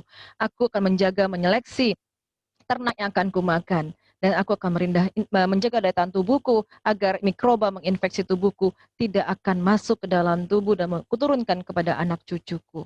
Dan inilah yang terjadi kalau ini faktor-faktor tidak dijaga akan menurun kepada offspring anak cucu. Ini sudah secara riset, termasuk stres di sini. Jangan sepelekan stres ya. Bahkan seorang tikus yang stres, kakek buyut ya, generasi keempat di atasnya menurunkan stres kepada anak cucunya. Jadi kalau ada ibu-ibu panik, cemas, gelduh gelisah, cepat kembali ke Allah, ingat Allah, baca Quran, manajemen stres yang baik, karena sifat perilaku negatif ini akan membuat energi ini akan terus terturunkan kepada generasi kita. Jadi akar permasalahan, ayo mulailah kita berada dalam akar permasalahan ini, mencegah faktor risiko terjadinya penyakit-penyakit, bagaimana mencegah diet yang buruk, bagaimana toxic relationship yang buruk, jadi bergaul di tempat yang buruk juga tidak direkomendasi, bagaimana menjaga lingkungan, bagaimana kita memandang tubuh dan hidup tidak sehat, ini juga harus kita jaga jangan sampai memapar tubuh. Kenapa? Setelah diteliti, manusia jatuh sakit karena makan tidak dibutuhkan sel. Hanya makan mengikuti hawa nafsu, di lidah yang hanya 5 cm, dia menuruti yang 5 cm, tapi yang 160 cm di seluruh permukaan tubuhnya tidak butuh apa yang dia makan, apa yang dia hirup, apa yang dia minum, dan apa yang dia balur. Inilah konsep awal penyakit. Yang misalnya dimakan saja. Orang melulu makannya vegetarian, tidak bisa. Islam tidak begitu. Islam menganjurkan makanlah semuanya asal halal, thayyib, berasal di bumi, tidak berlebih-lebihan. Karena mekanisme energi dalam setiap sel tubuh perlu di sini asam amino, perlu di sini ada lemak ya, perlu di sini adanya glukosa gitu. Jadi jangan sampai adanya glukosa ya. Jadi apapun harus kita makan, lemak juga harus kita makan, tapi lemak yang baik. Lemak baik itu apa? Untuk membangun hormon. Lemak baik contohnya dari minyak zaitun, dari alpukat, bukan dari minyak goreng yang digoreng-goreng berulang kali. Sehingga ada yang salah nanti ujung-ujungnya di hormon. Misalnya reproduksinya, hormon untuk membentuk sel telur dan sperma. Banyak hal. Jadi kenapa juga kalau kita perlu makan segalanya? Ada karbohidrat, gula, ada lemak di sini, ada protein. Karena inilah yang akan membuat ketahanan dinding plasma membran sel kita untuk dapat menjadi barikade kalau ada paparan benda-benda asing masuk ke dalam sel. Bayangkan ayah bunda, ini pembuluh darah yang membawa makanan. Misalnya kita nggak ngerti makanan sampah, masuklah ke dalam. Kalau membran selnya kuat, dibangun oleh perpaduan karbohidrat, protein, dan lemak yang baik, bisa tidak masuk ke dalam. Tidak, dia masuk yang baik-baik saja. Karena di sini sudah ada reseptor hormon yang akan menangkapnya. Oh, akan menangkap nih reseptor hormon. Ya, alhamdulillah nih yang punya mulut makannya alpukat dan zaitun dari minyak yang diberkahi. Jadi reseptornya pun nangkep untuk bikin reseptor, misalnya hormon estrogen yang baik. Lalu DNA-nya, ayo DNA, kamu bikin sel payudara yang baik. Tapi kalau yang dimakan nanti beberapa yang ditangkap oleh estrogen, ingat tadi estrogen contohnya nih kanker payudara, atau kanker ovarium, kanker kandungan, atau kanker dari prostat. Ini lemak-lemak yang tidak baik dari kolesterol tidak baik ya, trans fat contohnya, ditangkap oleh reseptor. Ini reseptor dibawakan oleh kakek nenek moyang buyut kita, ayah bunda. Jadi penyakit kanker kontributornya dari orang tua nenek buyut kita. Iya banget, sudah dibawakan reseptornya. Bukan saat kita lahir. Jadi ayo kita berubah saat kita prahamil Allah. Aku akan membentuk sel tubuhku, termasuk nanti membentuk reseptor anak cucuku. Aku akan menapis apa yang akan aku makan tidak berasal dari lemak-lemak jahat. Kalau aku mau makan dari lemak jahat, nanti reseptor anakku akan berlebihan. Sehingga kalau nanti dia sudah masa pancaroba, masa menarche, haid, kalau sang teman yang tidak dibawakan reseptor, mungkin minum susu kedelainya 1 gelas tidak berdampak. Tapi orang yang punya reseptornya berlebihan dibawakan oleh nenek moyangnya, ayah ibunya, maka dia mulai terinduce reseptornya aktif sehingga sekarang dikenal kalau penderita kanker payudara yang diperiksa adalah human estrogen reseptornya sangat aktif. Jadi ini masalahnya adalah epigenetika. Di hulu orang tuanya dulu belum ada ilmunya. Jangan lupakan doa Rabbana la tu'akhizna in nasina aw akhtana. Kita tidak tahu Allah ilmunya. Jadi ini DNA dilindungi sekali di dalam sel ayah bunda. Namun inilah sel luar ini membran yang harus kita kuatkan dengan nutrisi tadi. Perlu gula, perlu lemak, perlu protein sehingga nanti yang masuk juga tidak membuat kerusakan dari sel, dari gen DNA untuk membelah. Nah, jadi apalagi faktor selain tadi makanan yang salah? Stres ya, jadi sudah diteliti stres seorang ibu hamil luar biasa berdampak terhadap penyakit anak cucunya. Ibu yang selalu sedih, sangat sensitif, baper, ya, ada keinginan ingin bunuh diri, merasa keletihan. Pokoknya dia merasa tidak ada solusi untuk penderitaan yang dia alami saat hamil. Ini tidak boleh. Saya dokter kandungan, bagaimana ibu hamil nih harus happily ever after, harus bahagia, harus syukur, harus sabar gitu ya. Walaupun banyak keluhan, dia cuma kembali kepada Allah. Allah, beginilah ujian. Jangankan kita manusia biasa, Ibunda Maryam juga dalam Quran surat Maryam berkata, ya Allah, aku hendak seperti orang mau mati saja.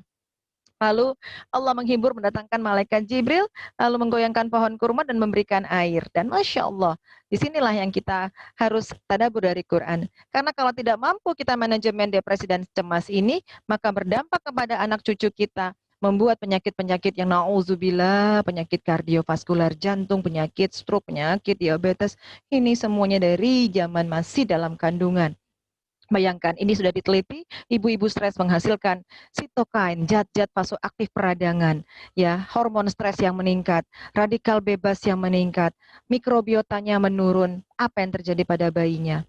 Perubahan yang luar biasa. Ini contoh bayi yang tikus yang dikandung oleh ibu yang sama, genetik identik ya, tapi ada satu yang diperlakukan tidak semestinya, ya, tidak fitrah. Kemudian ini tikus yang fitrah dikasih vitamin asam folat, vitamin B, dan ini dikasih macam-macam makanan.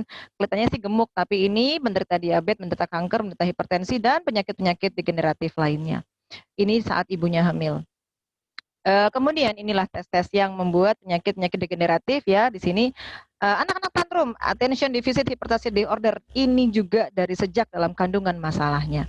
Penuaan dini, penyakit alergi, asma autoimun, penyakit kepikunan, penyakit radang tulang, asma, autis, penyakit kegagalan, penyakit kanker, penyakit diabetes, penyakit apapun ternyata ya Allah, sejak dalam kandungan sudah ada proses metilasi DNA. Jadi luar biasa. Sehingga di sini saya selalu bagaimana ketika ingin menterapi seseorang, dok saya sakit kepala, vertigo. Ibu, apa yang ibu makan seminggu terakhir? Apa yang ibu suplemen? Bagaimana minum air ibu? Sampaikah 2 liter sehari minimal air putih bu? Bagaimana ibu? Apakah ibu udah berjalan pagi, olahraga, berjemur? Bagaimana bu tidur ibu? Apakah ibu punya stres, depresi, cemas dalam masalah pribadi? Bagaimana jenis air, udara di rumah ibu, makanan, air? Bagaimana kosmetik ibu? Apa obat yang ibu makan? Inilah seorang yang ingin menggali integratif medicine, menggali faktor-faktor environment, faktor-faktor yang sifatnya lebih holistik agar nanti kesehatan tubuhnya terjamin. Karena ada beberapa penyakit-penyakit ini ya sangat ini khusus untuk spesialis nakes yang ingin kursus nantinya di integratif medicine, kita akan gali pelan-pelan. Ini saya sekilas saja menyampaikan. Nah, lalu bagaimana dok? Kok kayaknya serem banget, semua salah, semua salah. Bukan, nggak usah bingung, Islam punya tuntunan. Apa itu gaya hidup yang baik? Tahu apa, kapan, dan berapa banyak kita makan, kita istirahat, dan kita bergerak setiap harinya. Siapa contohnya? Rasulullah SAW sebagai uswatun hasanah terbaik. Yang kadang manusia mengidolakan diet ala manusia, ala barat, ala ini, ala itu. Lupa di Rasulullah itulah yang terbaik. Dan ingat Rasulullah dalam sabdanya, perbaiki kolbu, ayo kita perbaiki kolbu kita. Kalau barangkali hati kita, kolbu kita berkarat, Rasulullah punya tuntunan. Sesungguhnya hati ini bisa berkarat, bagaimana besi berkaratnya besi bila terkena air. Lalu ditanya, bagaimana cara membersihkan hati yang berkarat? Mengingat mati dan baca Quran. Kadang manusia hobinya hanya senang-senang, ketawa-ketawa, bahkan tidak tahu dia sedang diuji ya dalam keadaan senangnya yang disebut istidraj, lupa dari mengingat Allah, lupa membaca Quran, bahwa Quran sebagai salah satu syifa, bahkan bukan hanya syifa, Quran sebagai penyembuh penyakit-penyakit dalam dada yang ada kolbu di dalam dada. Kemudian sebagai peringatan, anjuran dan larangan, penawar yang ragu dalam hati, yang cemas, yang bingung, yang tidak tahu solusi, hudan yang benar ya, hudan lil muttaqin, rahmat bagi orang-orang yang beriman. Jangan bangga hanya berislam, tapi banggalah jika sudah beriman. Karena tuntunan yang sifatnya pedoman hidup sempurna Quran memang hanya untuk orang beriman. Wa nunazzilul minal Quran ma huwa syifa wa rahmatan lil mu'minin. Jadi lil mu'minin, bukan hanya ya ayuhan nas. Jadi kalau kita hanya Islam, tak tahu, tak beriman, maka tak tahu solusinya, kembali ke Quran. Jangan lupa senantiasa menjaga hati. Ya muqallibal qulub sabit qalbi ala dinik. Ya Allah, yang membolak-bolakan hatiku, selalu tautkan ke dalam agama ini. Jadi kalau sudah tahu Al-Quran, Rasulullah sebagai turunan terbaik, sebagai mencapai kesehatan, ayo kembali ke Quran, ayah bunda makannya. Makan yang halal, hartanya halal, tidak dari rampasan, tidak dari menipu, tidak dari riba. Kemudian makanannya juga toib, halal dan toib, dan berasal dari bumi. Makanan yang tentunya tadi akar-akarnya sulalatun mintin terserap untuk mendapatkan asam amino dan tidak diolah berlebih-lebihan. Apalagi di pabrik. Pandanglah alam yang Allah hamparkan untuk manusia. Sudahkah kita memakan daging yang memakan rumput? Jangan-jangan ternaknya diternak pakai pakan ternak yang macam-macam, dikasih pengawet, dikasih penggemuk, dikasih hormon sintetis. Jadi benar-benar potensi umat Islam ini benar-benar terfitnah dengan lingkungannya. Barangkali siapa yang punya uang lebih, ayo jadi peternak yang amanah agar saudara kita terselamatkan dari makan daging-daging yang tidak thayyib. Dan tumbuh-tumbuhan tentunya jangan disemprot dengan hal-hal yang berbahaya, pestisida yang mengandung logam-logam berat, chemical berbahaya. Kemudian jangan lupa walaupun sudah halal, thayyib dan berasal dari bumi, lupa makannya nggak baca bismillah adabnya. Nanti Allah nggak berkahi. Sesuatu yang tidak disebut nama Allah, Allah akan cabut keberkahan dari atasnya. Jadi kalau kita makan sudah halal, thayyib, berasal dari bumi, makannya pakai tangan kiri, syaitan ikut masuk ke dalam tubuh. Akhirnya hatinya mulailah berkarat, hatinya mulailah males-malesan. Jadi ada adab-adab juga ketika kita hendak makan di sini. Ingatkan ayah bunda, dari mulai makan tangan kanan, duduk ya, baca bismillah, jangan ditiup, masya Allah, jangan lupakan adab. Ini bagaimana Allah memfirmankan makanan-makanan dalam Quran. Sudahkah kita makan ini setiap hari? Sudahkah di dapur kita menyiapkan kurma, pisang, timun, minyak zaitun, bawang, daging yang berasal dari makan rumput, tentunya madu. Masya Allah, karena kalau kita makan yang tumbuh di bumi, ya diolah ya hanya direbus, dikukus, di steam, dipindang, tidak dipanaskan 2-3 kali, tidak dibekukan, orisinil yang disebut raw food, insya Allah kandungan asam aminonya masih tetap terjaga untuk menyiapkan bahan baku DNA gen kita tetap stabil. Tidak ada unsur pembungkus plastik, apalagi tadi minyak dipanaskan yang mengandung trans fat, itu akan merusak banyak membran sel sehingga sel menjadi lebih fragile dan mudah terpapar oleh virus, oleh kuman, oleh zat-zat berbahaya. Jangan lupakan madu, karena dalam madu mengandung 20 asam amino. Hadis-hadis tentang madu tidak terhitung lagi. Kalau ada orang Islam mengaku beriman tidak minum madu, maka dia belum dikatakan mengikuti Rasulullah. Namun ingat, carilah supplier madu yang takut sama Allah. Bukan madu yang ternak madunya, ternak lebahnya dikasih makan gula. Karena banyak hal-hal yang sekarang banyak konyolnya. Madu merupakan hadis, tapi ada pedagang madu yang menipu. Jadi banyak yang kita harus pelajari bagaimana mencari madu yang benar-benar asli. Sudahkah setiap mukmin memakan kurma setiap pagi agar terhindar dari racun dan juga sihir? Bagaimana dalam Quran?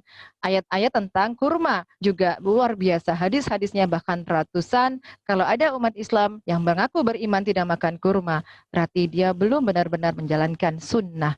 Minyak zaitun, jangan bingung cari lemak baik. Minum minyak zaitun dengan dosis 3 sendok makan sebelum tidur malam. Insya Allah kebutuhan lemak baik untuk menjaga permukaan dinding sel tubuh kita yang 100 triliun insya Allah tercukupi. Apalagi selain minyak zaitun, minyak kelapa murni juga baik. Kemudian alpukat, kemudian dari minyak yang berasal dari ikan-ikan yang dimasak secara tidak dipanaskan dengan menggoreng. Insya Allah apa yang kita sebut lemak-lemak tidak jenuh juga baik untuk kebutuhan lemak sel tubuh kita.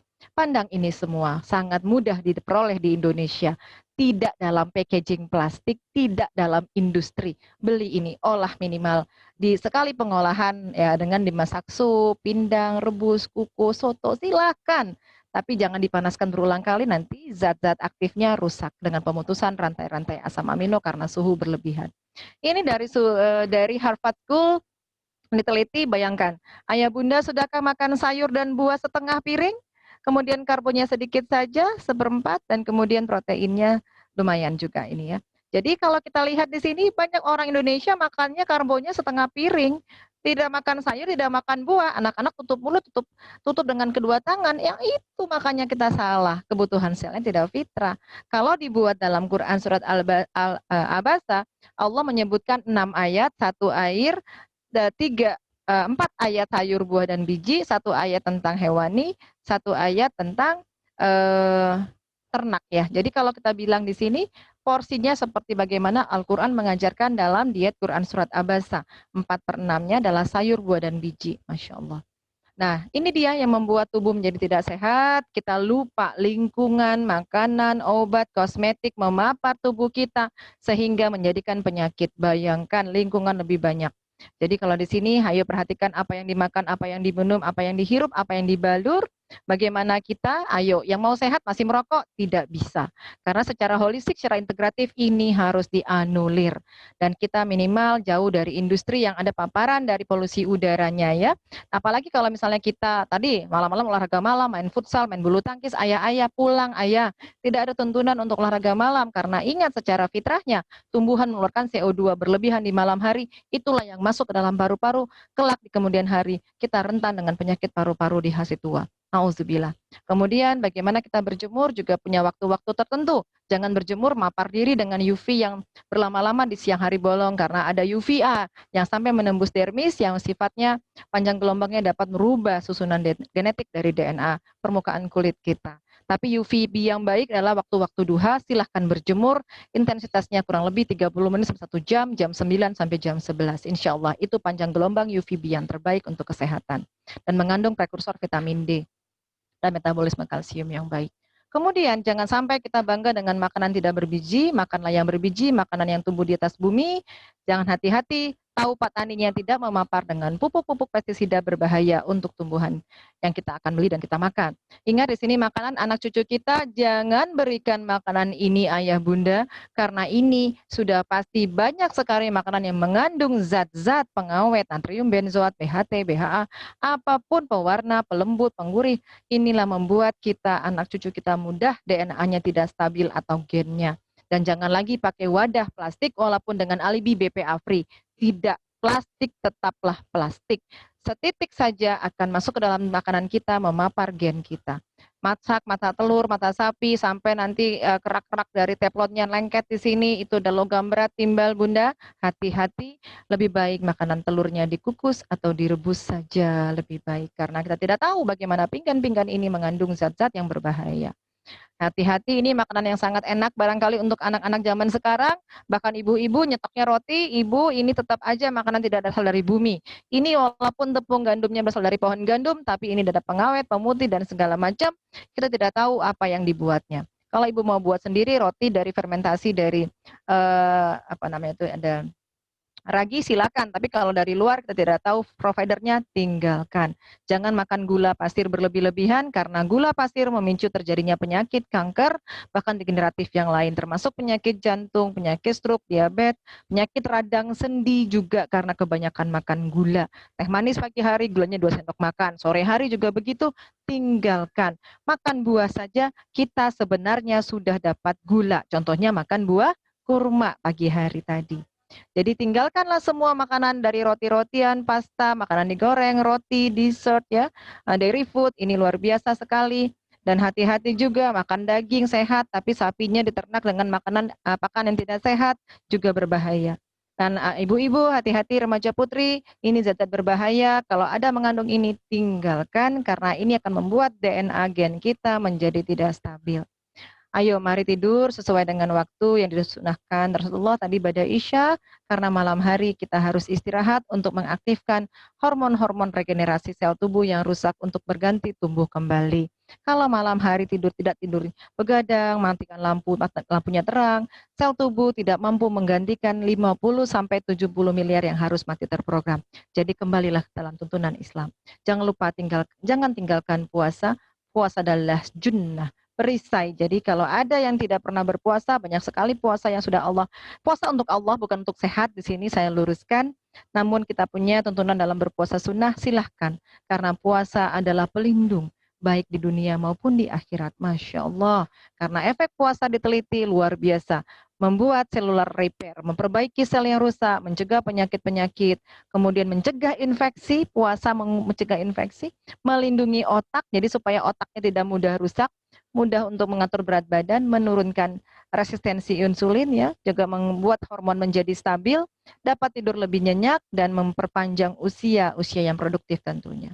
Jadi mengembalikan fitrah tubuh selain puasa, lanjutkan berbekam pada tanggal-tanggal sunnah. Kalau ini sudah lewat ya. Nah, tanggal Ayamul kemarin pada tanggal 13, 14, 15 di bulan-bulan Hijriah, tanggal 17 setiap bulannya lakukan bekam karena dia akan membuat sel tubuh kita seimbang. Mana yang mati, mana yang tumbuh sehingga kita terhindar dari ketidakseimbangan siklus sel atau penyakit degeneratif. Ini sel yang tidak sehat, sel-sel yang senescent, yang tua, permukaan membran selnya itu rigid dan kaku, sehingga kalau makan tidak bisa masuk ke dalam sel, banyak nutrisi yang keluar lagi, dan sel tidak mampu juga membuang sel yang harusnya keluar. Sehingga kalau orang tidak berpuasa, selnya seperti ini. Tapi kalau sel yang orang yang berpuasa, nutrisinya optimal masuk ke dalam sel, dan sel setelah dimetabolisme membuang sampahnya juga cepat. Inilah yang disebut dengan proses selular detoksifikasi. Jadi puasa membuat sel ini baik sekali, mensinergikan kelenjar getah bening, ginjal, liver, dan saluran cerna. Masya Allah. Kemudian dengan berpuasa juga kita membuat kuman-kuman baik kita terjaga. Karena ternyata kuman-kuman baik ini terjaga kalau kita mampu sering mendahulukan makan sayur, buah, dan biji sebelum makan makanan pokok. Karena sesungguhnya kuman baik yang dalam tubuh jumlahnya 10⁻14. Kalau ditimbang kuman baik sampai 1,4 kilo, mereka makhluk hidup dan mereka karena kuman fitrahnya berasal dari tanah sebagai dekomposer, mereka hanya mau makan yang berasal dari tanah. Orang-orang yang sakit karena sistem imunnya tidak dibantu oleh kuman baik karena kuman baik tidak punya makanan, karena yang empunya madan hanya makan makanan olahan, roti cemilan saja. Kuman baik tidak suka makan roti karena dia fitrahnya berasal dari tanah, dia hanya mau makanan yang berasal dari tanah, itu makanan alami. Jadi ibu-ibu yang menyusui, ayo karena ini membantu menguatkan kuman baik ananda kita, karena kuman baik juga merupakan bala tentara sebagai sistem imunitas daya tahan tubuh terhadap penyakit yang disebut imunitas bawaan, yang menghancurkan toksin, virus, zat-zat aktif yang toksik, polutan, bakteri, jamur, cacing, semua ini adalah yang menjaga kuman baik yang ngusir-ngusirin mereka. Jadi kalau kuman baiknya minim, kuman-kuman jahatnya malah mayoritas, sehingga kita menjadi banyak penyakit infeksi. Jadi jangan lupa kuman baik juga dikuatkan. Rasulullah ada pesannya. Sebaik-baiknya lauk dan minuman adalah cuka. Cuka dalam terminologi ilmiah adalah fermented food yang disebut probiotic food. Siapa yang nggak kenal yogurt, kefir, sauerkraut, tempe, kimchi, kombucha? Ayo silahkan dimakan. Kalau nggak punya ya udah cari yogurt, cari kefir, cari tempe. Di Indonesia itu banyak ya. Nanti ada kajian-kajian yang sifatnya teknis, barangkali bagaimana how to make a probiotic food. Yang sebenarnya adalah anjuran Rasulullah, ternyata dampak pada kesehatan yang diteliti saat ini adalah menaikkan jumlah sel kuman-kuman baik dalam tubuh. Jangan lupa olahraga. Kalau olahraga berjemur, apalagi olahraga bersama keluarga, lari, bersepeda, berenang, ya, membela diri, memanah, naik kuda, Masya Allah, ternyata itu membuat hormon-hormon kebahagiaan di otak berlimpah ruah. Kalau hormon kebahagiaan di otak melimpah ruah, maka 12 sistem tubuh akan dikomandoi dengan pesan-pesan yang positif juga. Insya Allah fungsinya pun akan sejalan dengan fitrahnya sebagai manusia yang Allah telah tuntun. Jadi ayo kita sebagai umat Islam bagaimana bangun, tidur, makan, berpuasa, bersuci, ya, beradab, ukhuwah, tenangkan pikiran, semuanya tuntunannya dalam Quran. Sebagaimana Rasulullah, kutinggalkan untukmu 2 perkara yang tidak akan tersesat selama kita berpegang teguh kepada keduanya, yaitu Al-Quran dan Sunnah Rasulnya. Jadi untuk bagaimana kita sudah sebaik-baiknya bentuk dan mengapa jatuh sakit, barangkali tuntunan hidup kita masih jauh dari berpedoman kepada Al-Quran dan Sunnah. Baiklah, demikian yang sudah saya sampaikan. Segala kesempurnaan milik Allah, segala kekhilafan milik saya. Wabillahi taufik wal hidayah. Assalamualaikum warahmatullahi wabarakatuh.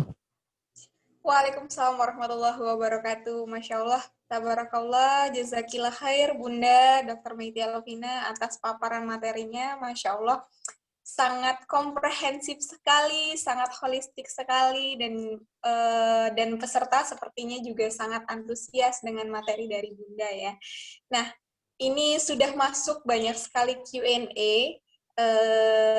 Mungkin saya coba bacakan ya, sambil sebelumnya jika ada peserta yang ingin bertanya interaktif secara langsung, boleh raise hand dan konfirmasi kesediaannya, supaya nanti bisa langsung bersiap ketika kita panggil begitu. Jadi silahkan raise hand dan konfirmasi kesiapannya dengan melalui chat dengan panitia. Nah, baik, ini ada pertanyaan Bunda dari Bu Ella Aini. Beliau bertanya, Assalamualaikum warahmatullahi wabarakatuh, saya Ella Ani dari Jakarta Utara. Mohon izin bertanya, sebelumnya saya pernah operasi appendix, operasi usus buntu. Dari situ kemudian sadar bahwa pencernaan saya sangat buruk. Alhamdulillah. Akhirnya saya mencoba memperbaiki pola hidup. Makan, salah satunya mengkonsumsi minyak zaitun. Masya Allah, sudah mulai berubah nih Bunda. Awal mencoba minum 1 sendok zaitun, langsung keluar, muntah. Saya coba 5 kali tetap keluar. Akhirnya saya coba konsumsi dengan madu. Saya minum 1 sendok madu, kemudian 1 sendok makan zaitun. Yang ingin saya tanyakan, apakah tidak mengapa minum madu dan zaitun bersamaan, begitu Bunda? Apakah ada manfaat untuk tubuh tetap baik gitu kalau bersamaan gitu Bunda? Tidak apa-apa, insya Allah. Bismillah. Iya, Tidak baik. berlebihan kalau Ibu minum madunya tidak seliter ya. Jadi minum madu boleh 3 kali 2 sendok makan, minum zaitun 3 kali 2 sendok makan. Jadi 6 sendok boleh masing-masing, jadi dosis maksimal 100 cc per hari. Sudah diteliti tidak masalah, mau dicampur boleh saja. Tapi kalau kita dengan iman, mau bentuknya pahit pun Bu, Allahumma sholli ala Muhammad. Ya Allah, ini yang memberitahu hadisnya Rasulullah. Walaupun rasanya gimana gitu ya. Tapi kata Rasulullah dari pohon diberkahi, dengan iman mau rasanya seperti apa, kita minum langsung 100 cc juga akan kuat. Tapi karena masih mikirin lidah ini, hawa nafsu, akhirnya malas, akhirnya muntah. Tapi kalau minum dengan iman, insya Allah dosis 100 cc maksimal ya. 1 sendok makan itu 15 cc. Jadi kalau 6 sendok makan kurang lebih 90 cc, nggak ada masalah. Insya Allah. Baik. Silakan. Ini berikutnya Bunda, ada yang bertanya dari Ibu Lydia Sari. Jadi beliau bertanya, apakah tindakan medis biopsi itu berbahaya? Apakah harus melakukan biopsi sebagai ikhtiar untuk berobat? Karena beliau takut mengganggu sel-sel tadi gitu. Lalu kemudian ada pertanyaan senada juga terkait biopsi Bunda. Jika sudah didiagnosa limfoma di bagian paha, dari hasil biopsinya ada limfoma di bagian paha, ini nggak ada namanya. Lalu apakah saran dari Bunda untuk proses pemulihan dari sel-selnya Bunda? Ya, baik. Biopsi pasti tumor. Ya, tumor dimanapun, apapun benjolan di tubuh, yang bukan benjolan yang sifatnya kotoran ya, maksudnya daging disebut tumor. Tumor itu mau jinak mau ganas diketahuinya dari hasil operasi atau hasil biopsi. Sebenarnya itu adalah diagnostik, meyakinkan bahwa itu penyakitnya jinak atau ganas. Ujung-ujungnya adalah membuat legitimasi, oh ibu jinak, ibu agak lebih santai, oh ibu kanker, langsung gemeter nih takut gitu. Padahal kalau menurut saya, apapun namanya diagnostik bukan tindakan emergensi. Kalau ada benjol saja ibu, kalaupun ibu nggak ke dokter ya, cari Allah. Allah, pantas aku tumbuh tumor. Aku barangkali selama hidupku 40 tahun, 20 tahun aku hidupnya jauh dari tuntunan. Bagaimana Rasulullah makan, bagaimana Rasulullah tidur. Allah izinkan aku istighfar banyak-banyak Allah. Karena Nabi Ayub tidak pernah biopsi ayah bunda. Nabi Ayub itu sakit puluhan tahun. Tapi dia ridho dengan sakitnya dan dia selalu berdoa kepada Allah. Merayu Allah. Rabbahu anni masanni yaduru wa anta arhamur rahimin. Nah, jadi untuk saya menjawab orang yang mau biopsi apakah perlu apa tidak, Ibu sudah cari Allah, sudahkah panjatkan doa? Rabbana la tu'akhizna in nasina aw akhtana. Allah, umurku mungkin 40, 20 tahun aku tidak sesuai dengan tuntunan bagaimana Rasulullah makan, minum, tidur, puasa, sedekah, menata hati, mensyukuri, mensyabari diri yang atas ujian berubah. Kita kasih waktu 1 bulan. Lihat apa yang terjadi. Mudah bagi Allah jika Allah ridho menyembuhkan kanker. Lillahi ta'ala, pasien saya bu kanker payudara. Kemudian dia hendak pergi stem cell ke Jerman. Saya bilang, ibu sudah muhasabah diri bagaimana ketika sakit berat kembali kepada Allah? Salah satunya adalah banyak pemohon kepada Allah. Jadi dia tahajud segala macam. Dia kembali nanya ke saya, dok, ini biaya stem cell saya sekitar 400 juta ke Singapura waktu itu, maaf, ke Jerman. Saya langsung infakkan ke masjid. Lillahi ta'ala bu, lillahi ta'ala bu, kankernya tiba-tiba mengecil dan sembuh. Apa yang tidak mungkin bagi Allah kalau Allah ridho. Inilah penghormatan Islam yang tidak mengedepankan mengobati jasad, tapi kolbu dulu, hati, istighfar yang banyak. Karena istighfar adalah salah satu bagaimana Allah melunturkan dosa-dosa kita. Bukankah sakit tertusuk duri dalam Islam sebagai cara Allah menggugurkan dosa yang tidak kita ketahui barangkali? Demikian jawaban saya. Tentang biopsi, saya pikirkan bukan satu tindakan yang terburu-buru, muhasabah yang pertama. Demikian jawabannya. Baik, terima kasih Bunda. Lalu Bunda untuk yang ini tadi, yang limfoma Bunda, beliau sudah dibiopsi, bagaimana untuk pemulihannya gitu Bunda? Makanannya Ya. mungkin? Limfoma adalah penyakit tumor kelenjar getah bening, baik ganas maupun tidak ganas. Allahu alam hasilnya. Jangan pikirkan sakit jasad. Jasad tidak dihisab di yaumul akhir. Yang difikirkan sakit kolbu. Bagaimana tadi panjang dari awal sampai akhir, tipsnya sudah ada. Nanti silahkan share-nya dibagi, screen-nya dibagi, slide-nya. Karena yang dibenahi bukan hanya makan sehat Bunda. Barangkali manajemen hati. Barangkali kalau limfoma di dekat paha ada kelenjar getah bening yang meronda di daerah saluran ginekologis. Bagaimana keputihan kita sebagai seorang wanita? Bagaimana berkemih kita? Bagaimana saluran cerna di bagian bawah pembuangan kita? Dievaluasi di sana. Karena limfoma adalah suatu getah bening adalah isinya adalah sel-sel imun, sel-sel kekebalan tubuh, di mana mereka bergerombol, berarti di regio daerah paha kita ada proses peradangan kronis di sana yang kita belum selesaikan. Nah, demikian dari saya, dari mulai puasa, tadi puasa sudah sebagai salah satu utama kita untuk menekan peradangan. Kedua, bagaimana minum madu dirutinkan, bagaimana memilih makanan sehat berasal dari bumi yang lebih alami, menganulir makanan dari orang, ya tanam sendiri lebih baik supaya tidak terpapar pupuk-pupuk, bagaimana kita berbekam rutin, bagaimana menata hati, bagaimana kita memohon kepada Allah tahajudnya, duhanya, sedekahnya, insya Allah. Itu tips dari saya secara integratif, karena saya bukan dokter ahli makanan, tapi saya mengkhususkan diri bagaimana saudara saya kembali ketika sakit mencari Allah kembali. Demikian saran dari saya. Baik, Masya Allah. Terima kasih banyak Bunda jawabannya. Sambil kita menunggu peserta yang akan interaktif langsung, ini ada pertanyaan yang menarik Bunda. Ada penanya, beliau ini sedang menjalani terapi dengan psikiater dan juga memiliki masalah Bunda, dan minum obatnya sudah dalam jangka waktu yang cukup lama. Apakah berpengaruh untuk keseimbangan hormon dan mikrobiomnya? Jadi beliau memiliki masalah qadarullah, pernah trauma ketika dalam proses pengasuhan di masa lalu dan juga sering memiliki kegelisahan gitu, Bunda. Ya, baik. Pengobatan manusia bukan hanya jasad, tapi juga ruh. Trauma masa lalu ini sifatnya kepada nafs ya, kepada kolbu.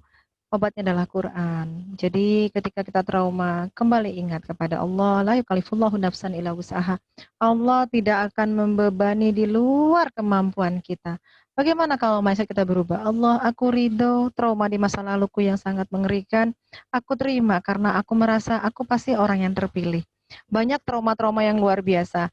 Pernah lihat kan Ibunda Siti Asia punya suami yang luar biasa, bahkan wafat pun dibunuh oleh Fir'aun, dibakar, bahkan ditakuk gitu ya tubuhnya. Tapi ridho dan Allah janjikan surga. Kalau saat dulu kita punya trauma yang berat, ayo tinggalkan obat, baca Quran, sholat sunat, sholat apapun. Karena dengan mengingat Allah hati menjadi tenang. Quran yang menyatakan. Tadi Quran surat Yunus ada di slide Bunda. Al-Quran surat Ar-Ra'd ayat 28, silahkan dibaca ya. Kalau ada yang menjolimi, ada Quran surat An-Naml ayat 62 ya. bagi orang-orang yang sedang terjolimi, berdoalah kepada Allah, maka Allah akan tolong dia. Dan ayat ini asbabun nuzulnya luar biasa. Ada seorang yang dikejar-kejar oleh sekumpulan penunggang kuda, dia hendak ditebas lehernya. Ini seorang sahabat ceritanya ya, asbabun nuzul surat An-Naml ayat 62. Kemudian dia berdoa. Doanya itu, kemudian apa yang terjadi? Izinkan aku sholat sunat 2 rakaat. Dia sholat sunat 2 rakaat dan baca ayat itu. Apa yang terjadi setelah buka mata? Orang yang hendak memenggal lehernya, terpenggal lehernya semua. Apa yang terjadi? Allah turunkan beribu-ribu malaikat langit untuk menolongnya. Ini kejadian Quran. Jadi kalau apapun berat masalah kita, Quran solusi untuk ketenangan jiwa yang ada dalam dada, penyakit ketidaktenangan. Bukan obat-obat penenang dari obat dokter jiwa. Karena memang itu obat tranquilizer adalah turunan obat keras, turunan morfin bisa jadi, turunan diazepam, obat penenang. Sehingga kalau kita tidur lupa berzikir kepada Allah, maka syaitan mudah masuk, membuat jadi was-was lagi. Karena yang membuat hati was-was bukan dari Allah, tapi dari syaitan. Jangan lupa sering-sering ta'awuz. Jadi saran Bunda, tinggalkan obat penenang, barangkali ambil wudhu juga menenangkan, baca Quran. Kalau satu ain nggak mempan 1 juz, kemudian bawa sholat terus, yakin kalau hati sudah khusyuk. Bagaimana Ali bin Abi Thalib, Sayyidina Ali bin Abi Thalib, terpanah oleh panah yang sangat banyak, kakinya dia sampai tidak terasa bahwa anak panahnya dicabut. Karena kehusyukannya berdoa kepada Allah saat sholat. Barangkali orang-orang yang cemas, ayo belajar bagaimana menghadirkan hati untuk Allah. Membuat dirinya bahwa dia menjadi bangga sebagai makhluk terpilih dengan ujian-ujian yang berat, karena Allah sebenarnya ingin angkat derajatnya kalau dia mampu mencari jawabannya kembali dalam Quran. Demikian saran dari Bunda. Baik, terima kasih banyak Bunda. Lalu kemudian ini Bunda, ada juga peserta ya, sambil kita menunggu peserta yang ingin bertanya secara langsung, konfirmasi untuk interaktif. Ini ada pertanyaan Bunda terkait ada keluarganya yang positif COVID dan saat ini sedang diisolasi di rumah sakit begitu. Nah, beliau bertanya, adakah multivitamin, suplemen yang Bunda anjurkan untuk penderita COVID ini agar swab keduanya bisa negatif dan bisa kembali pulang berkumpul dengan keluarga, begitu Bunda. Insya Allah, Alhamdulillah, Masya Allah, Tabarakallah. Yang terkena COVID pasti makhluk terpilih dari Allah ya. Bunda menghadapi di depan mata Bunda sendiri karena Bunda masih bekerja sampai detik ini. Ada satu kisah yang luar biasa. Bidan Bunda hamil 7 bulan terkena COVID. 2 pekan yang lalu Bunda peluk, Bunda salam, Bunda elus-elus, menenangkan karena dia panik karena katanya kalau hamil imunnya rendah cepat mati. Bunda kuatkan akidahnya. Bunda nggak sebut nama ya, tapi di sini ini nyata banget di Rumah Sakit Bayangkara Jambi. Bidan X gitu ya. Tenang, semua yang di langit dan di bumi bertasbih kepada Allah. COVID itu makhluk Allah bukan? Iya Bunda, makhluk Allah. Bertasbih nggak kepada Allah? Bertasbih Bunda. Ayo, bertasbihlah kepada Allah. Ajak COVID-nya bertasbih. Jangan lupa tasbih. Subhanallah, alhamdulillah, wa la ilaha illallah, Allahu akbar. Lalu Rasulullah menjamin kesembuhan dari 3 hal. Minum madu, berbekam, dan kai. Namun aku melarang umatku berkai atau berbesi panas. Tapi kalau zaman sekarang sulit karena diisolasi, minum madu. Sambil bersalawat mengingat janji Rasulullah bahwa kesembuhan janjikan dari madu, milih madu asli, taruh di bawah lidah. Terus sambil berzikir. Kemudian berwudu terus, tangan wudu kita akan tenang, sholat baca Quran. Lalu minum beberapa ramuan yang sifatnya alami ya, merupakan ramuan jamu boleh, silahkan. Makanan probiotik, minum kefir gitu. Ini saja dilakukan, Allahu Akbar, penasaran 5 hari kemudian dia cek, negatif. Padahal lagi hamil. Padahal sebelumnya tidak bisa bernafas, batuk, pilek, demam, dan mau dipasang ventilator. Dan sekarang sudah lepas isolasinya, sudah bisa bekerja kembali. Allahu Akbar. Jadi umat Islam itu yang kena COVID, stigmanya digiring oleh orang-orang yang barangkali tidak ingin umat Islam itu kuat, sehingga stigma membuat emosi tidak stabil, emosi tidak stabil membuat imun drop. Tapi kalau kita kembali positif thinking, energi positif, memindsetkan diri bahwa COVID makhluk Allah juga bertasbih. Kalau kita ajak rame-rame COVID bertasbih, kembali tuntunan Islam untuk minum madu dan lain-lain, insya Allah semuanya akan menjadi solusi untuk penanganan COVID secara integratif medicine Islami. Demikian saran dari saya. Baik, Masya Allah. Bunda, ini banyak sekali pertanyaan. Masya Allah, ada 40 Q&A yang belum kita jawab. Namun kita coba untuk ke peserta yang interaktif ya. Di sini sudah ada Ibu Tri Astuti yang sudah bersiap. Mungkin bisa diberi akses, panitia. Assalamualaikum, Bu Tri Astuti.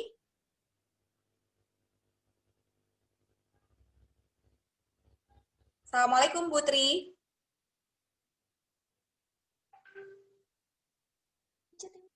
Waalaikumsalam warahmatullahi wabarakatuh. Masya Allah, Ya. Alhamdulillah. Bu Tri dari mana, Bu? Dari Bogor. Ya, silahkan pertanyaannya langsung ke Dr. Meti. Assalamualaikum Dokter Meti. Alhamdulillah bisa langsung dengan Dokter Meti. Saya ini dok, saya terkena kanker kulit, melanoma maligna, dan saya sudah diangkat kandungan waktu itu. Dan sekarang ini yang saya sudah mengikuti mengikuti sunnah Rasul semua yang saran-saran Dokter Meti yang ada di YouTube, saya ikutin semua, puasa, makanan sehat, begitu dok. Nah, tapi saya ini sekarang sudah melepas dengan dokter ya dok, sudah nggak konsul ke dokter. Nah, saya minta saran dari Dokter Meti, apa yang mau saya tanyakan, terapi yang Dokter Meti waktu itu pernah cerita ada di YouTube itu terapi Al-Quran itu apakah kita yang membaca seterusnya? Kita kan memang baca ya dok, tapi apa ditambah dengan kita mendengarkan juga? Terus yang kedua, apakah saya boleh bekam dok? Itu aja dok. Syukron, jazakillah khair. Ya.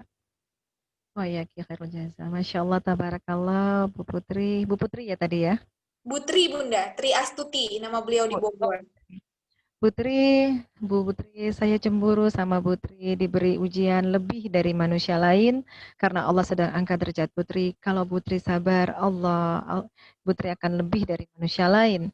Putri ridho dulu ya terhadap penyakitnya, karena kalau sudah ridho mudah bagi Allah. Jangan lupa tadabbur Quran bagaimana Nabi Ayub dengan sakitnya. Doa Rabbahu anni massani yadurru wa anta arhamur rahimin. Jangan lupa. Baca Quran itu adalah boleh membaca secara johir dan juga boleh didengarkan. Kan begini, kalau Putri punya suami, punya anak, ada kewajiban yang memang fardu ain yang wajib sebagai istri menyiapkan rumah tangga. Barangkali sambil menyiapkan rumah tangga, kita nggak sempat baca Quran, karena pahala menyiapkan makanan buat suami juga berlipat-lipat, kalaupun kita hanya dibandingkan baca Quran untuk diri kita pribadi. Jadi saat tidak sedang sendiri, baca Qurannya dizohirkan dengan sendiri. Saat ibu melakukan kegiatan, bisa mendengar dari audio murotal Quran gitu. Jadi karena gelombang untuk mendengarkan bacaan Quran juga mengaktifasi di otak namanya gelombang alfa dan theta, menghasilkan hormon kebahagiaan dan ketenangan, karena hormon ketenangan akan membuat sel kanker tidak mampu berkembang biak. Jadi tapi kalau stresnya sudah nggak ada, insya Allah.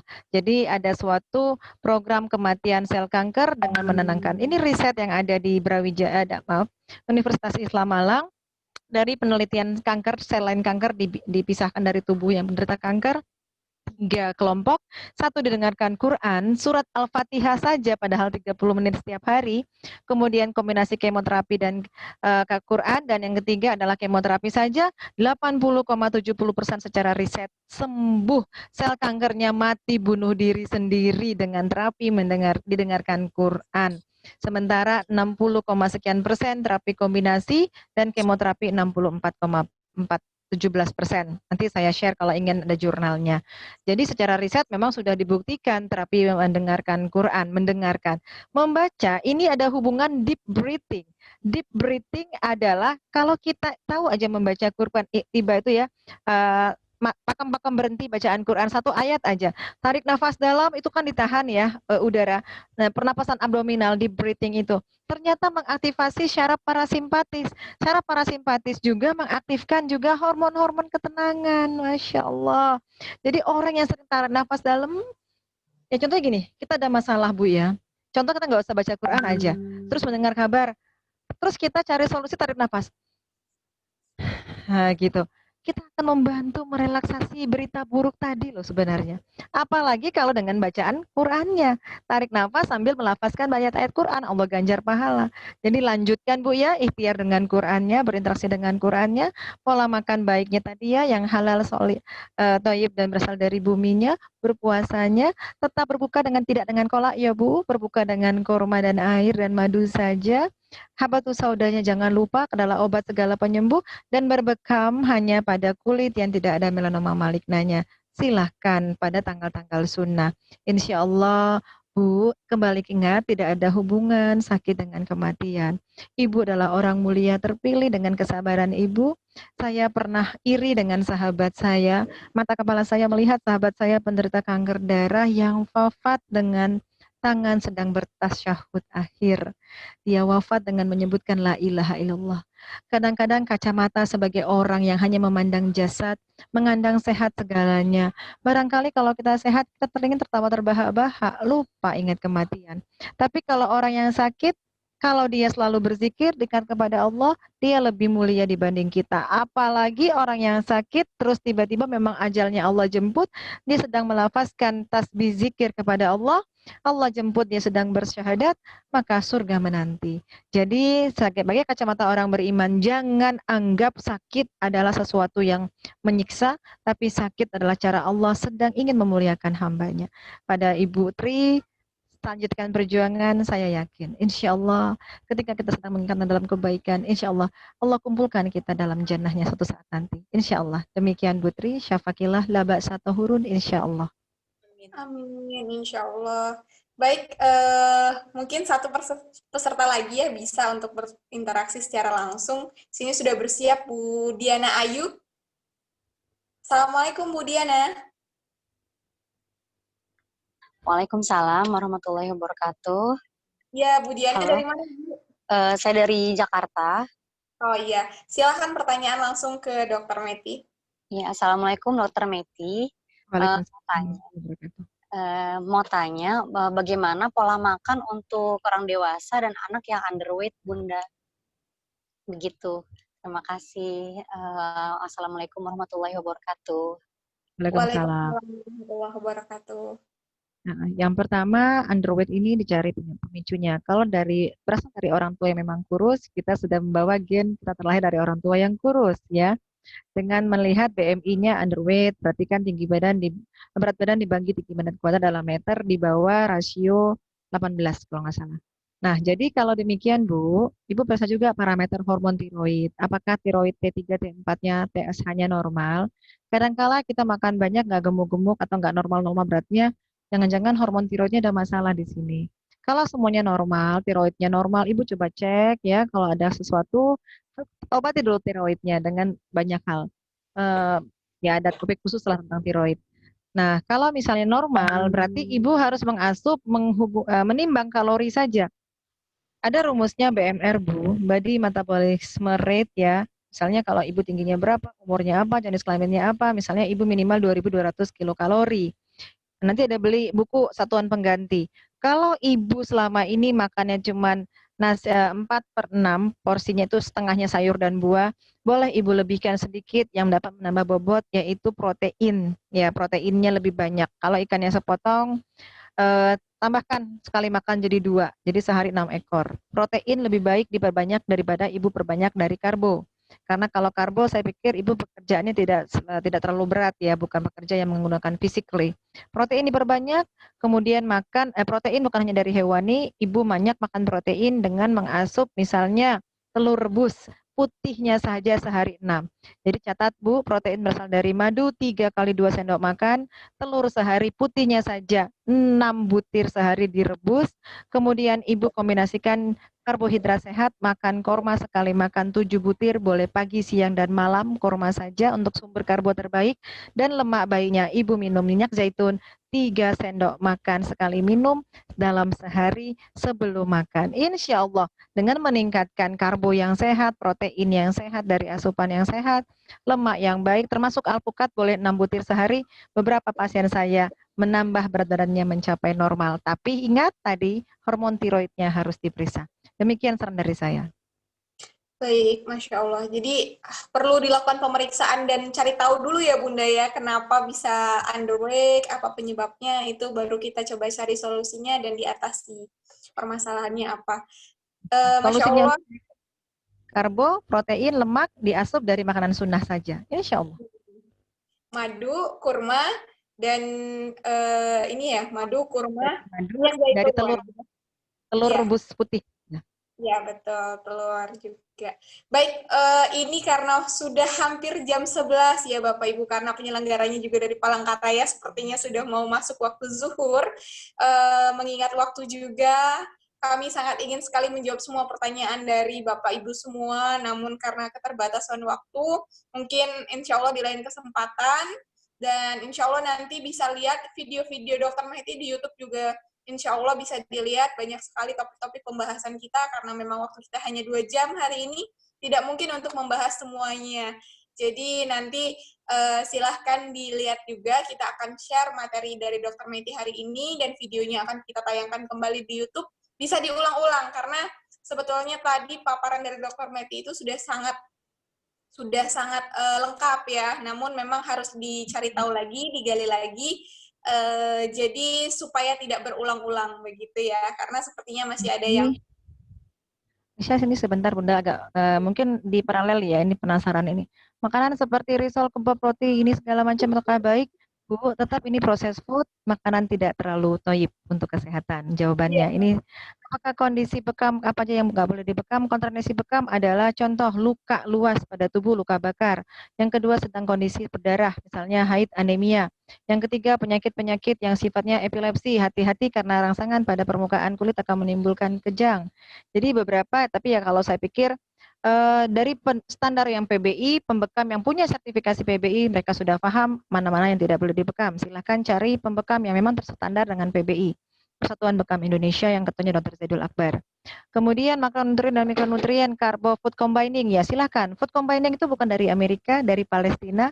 Dalam kelas-kelas khusus saya punya kelas khusus Islamic Health Academy, alhamdulillah sudah berjalan satu batch ini. Saya membahas secara detail topik-topik tentang food combining yang diintegrasikan dengan Islamic integratif.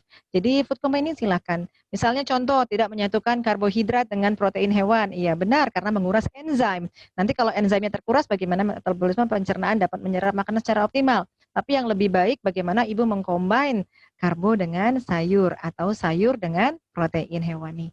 Jadi memang ada food combining, silakan, tidak mengapa. Jadi itu jawaban yang dari saya tambahkan karena ada sedikit menggelitik karena ini.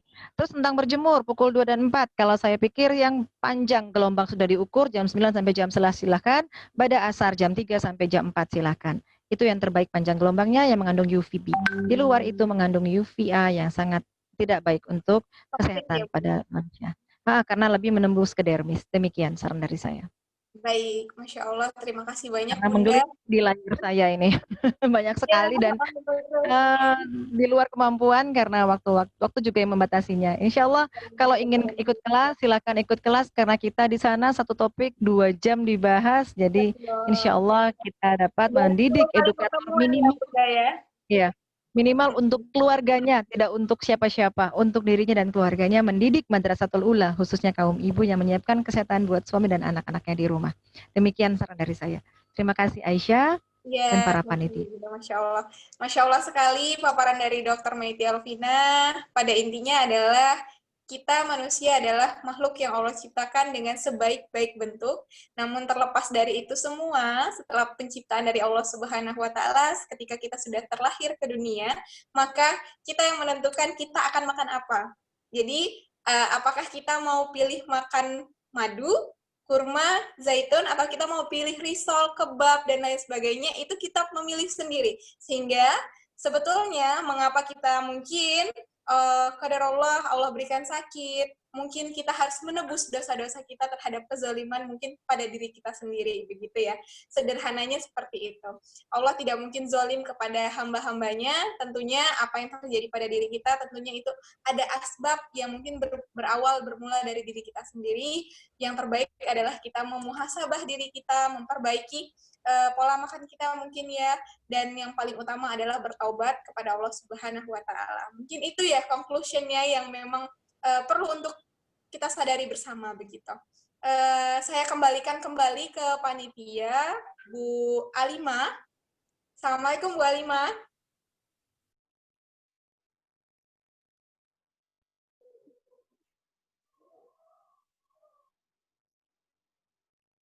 Ya, baik. Ini Bu Alimahnya. Silakan Bu Alimah.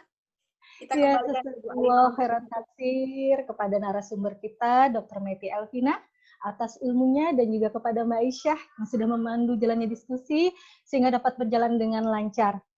Dokter, ada momen-momen tertentu ketika menikmati kajian dokter tadi, rasa terharu dan ingin menitikkan air mata. Sungguh luar biasa, dokter. Dan mudah-mudahan Bapak Ibu semua, ilmu yang kita dapatkan hari ini sangat bermanfaat sekali dan menjadi momentum untuk kita, untuk berubah, berbenah, dan untuk mengamalkan dalam kehidupan sehari-hari. Bapak Ibu, tidak terasa kita sampai di penghujung waktu kebersamaan kita ini. Baiklah, atas nama panitia dan selaku pembawa acara, saya mohon maaf apabila terdapat kekurangan dan juga hal-hal yang kurang berkenan selama jalannya acara.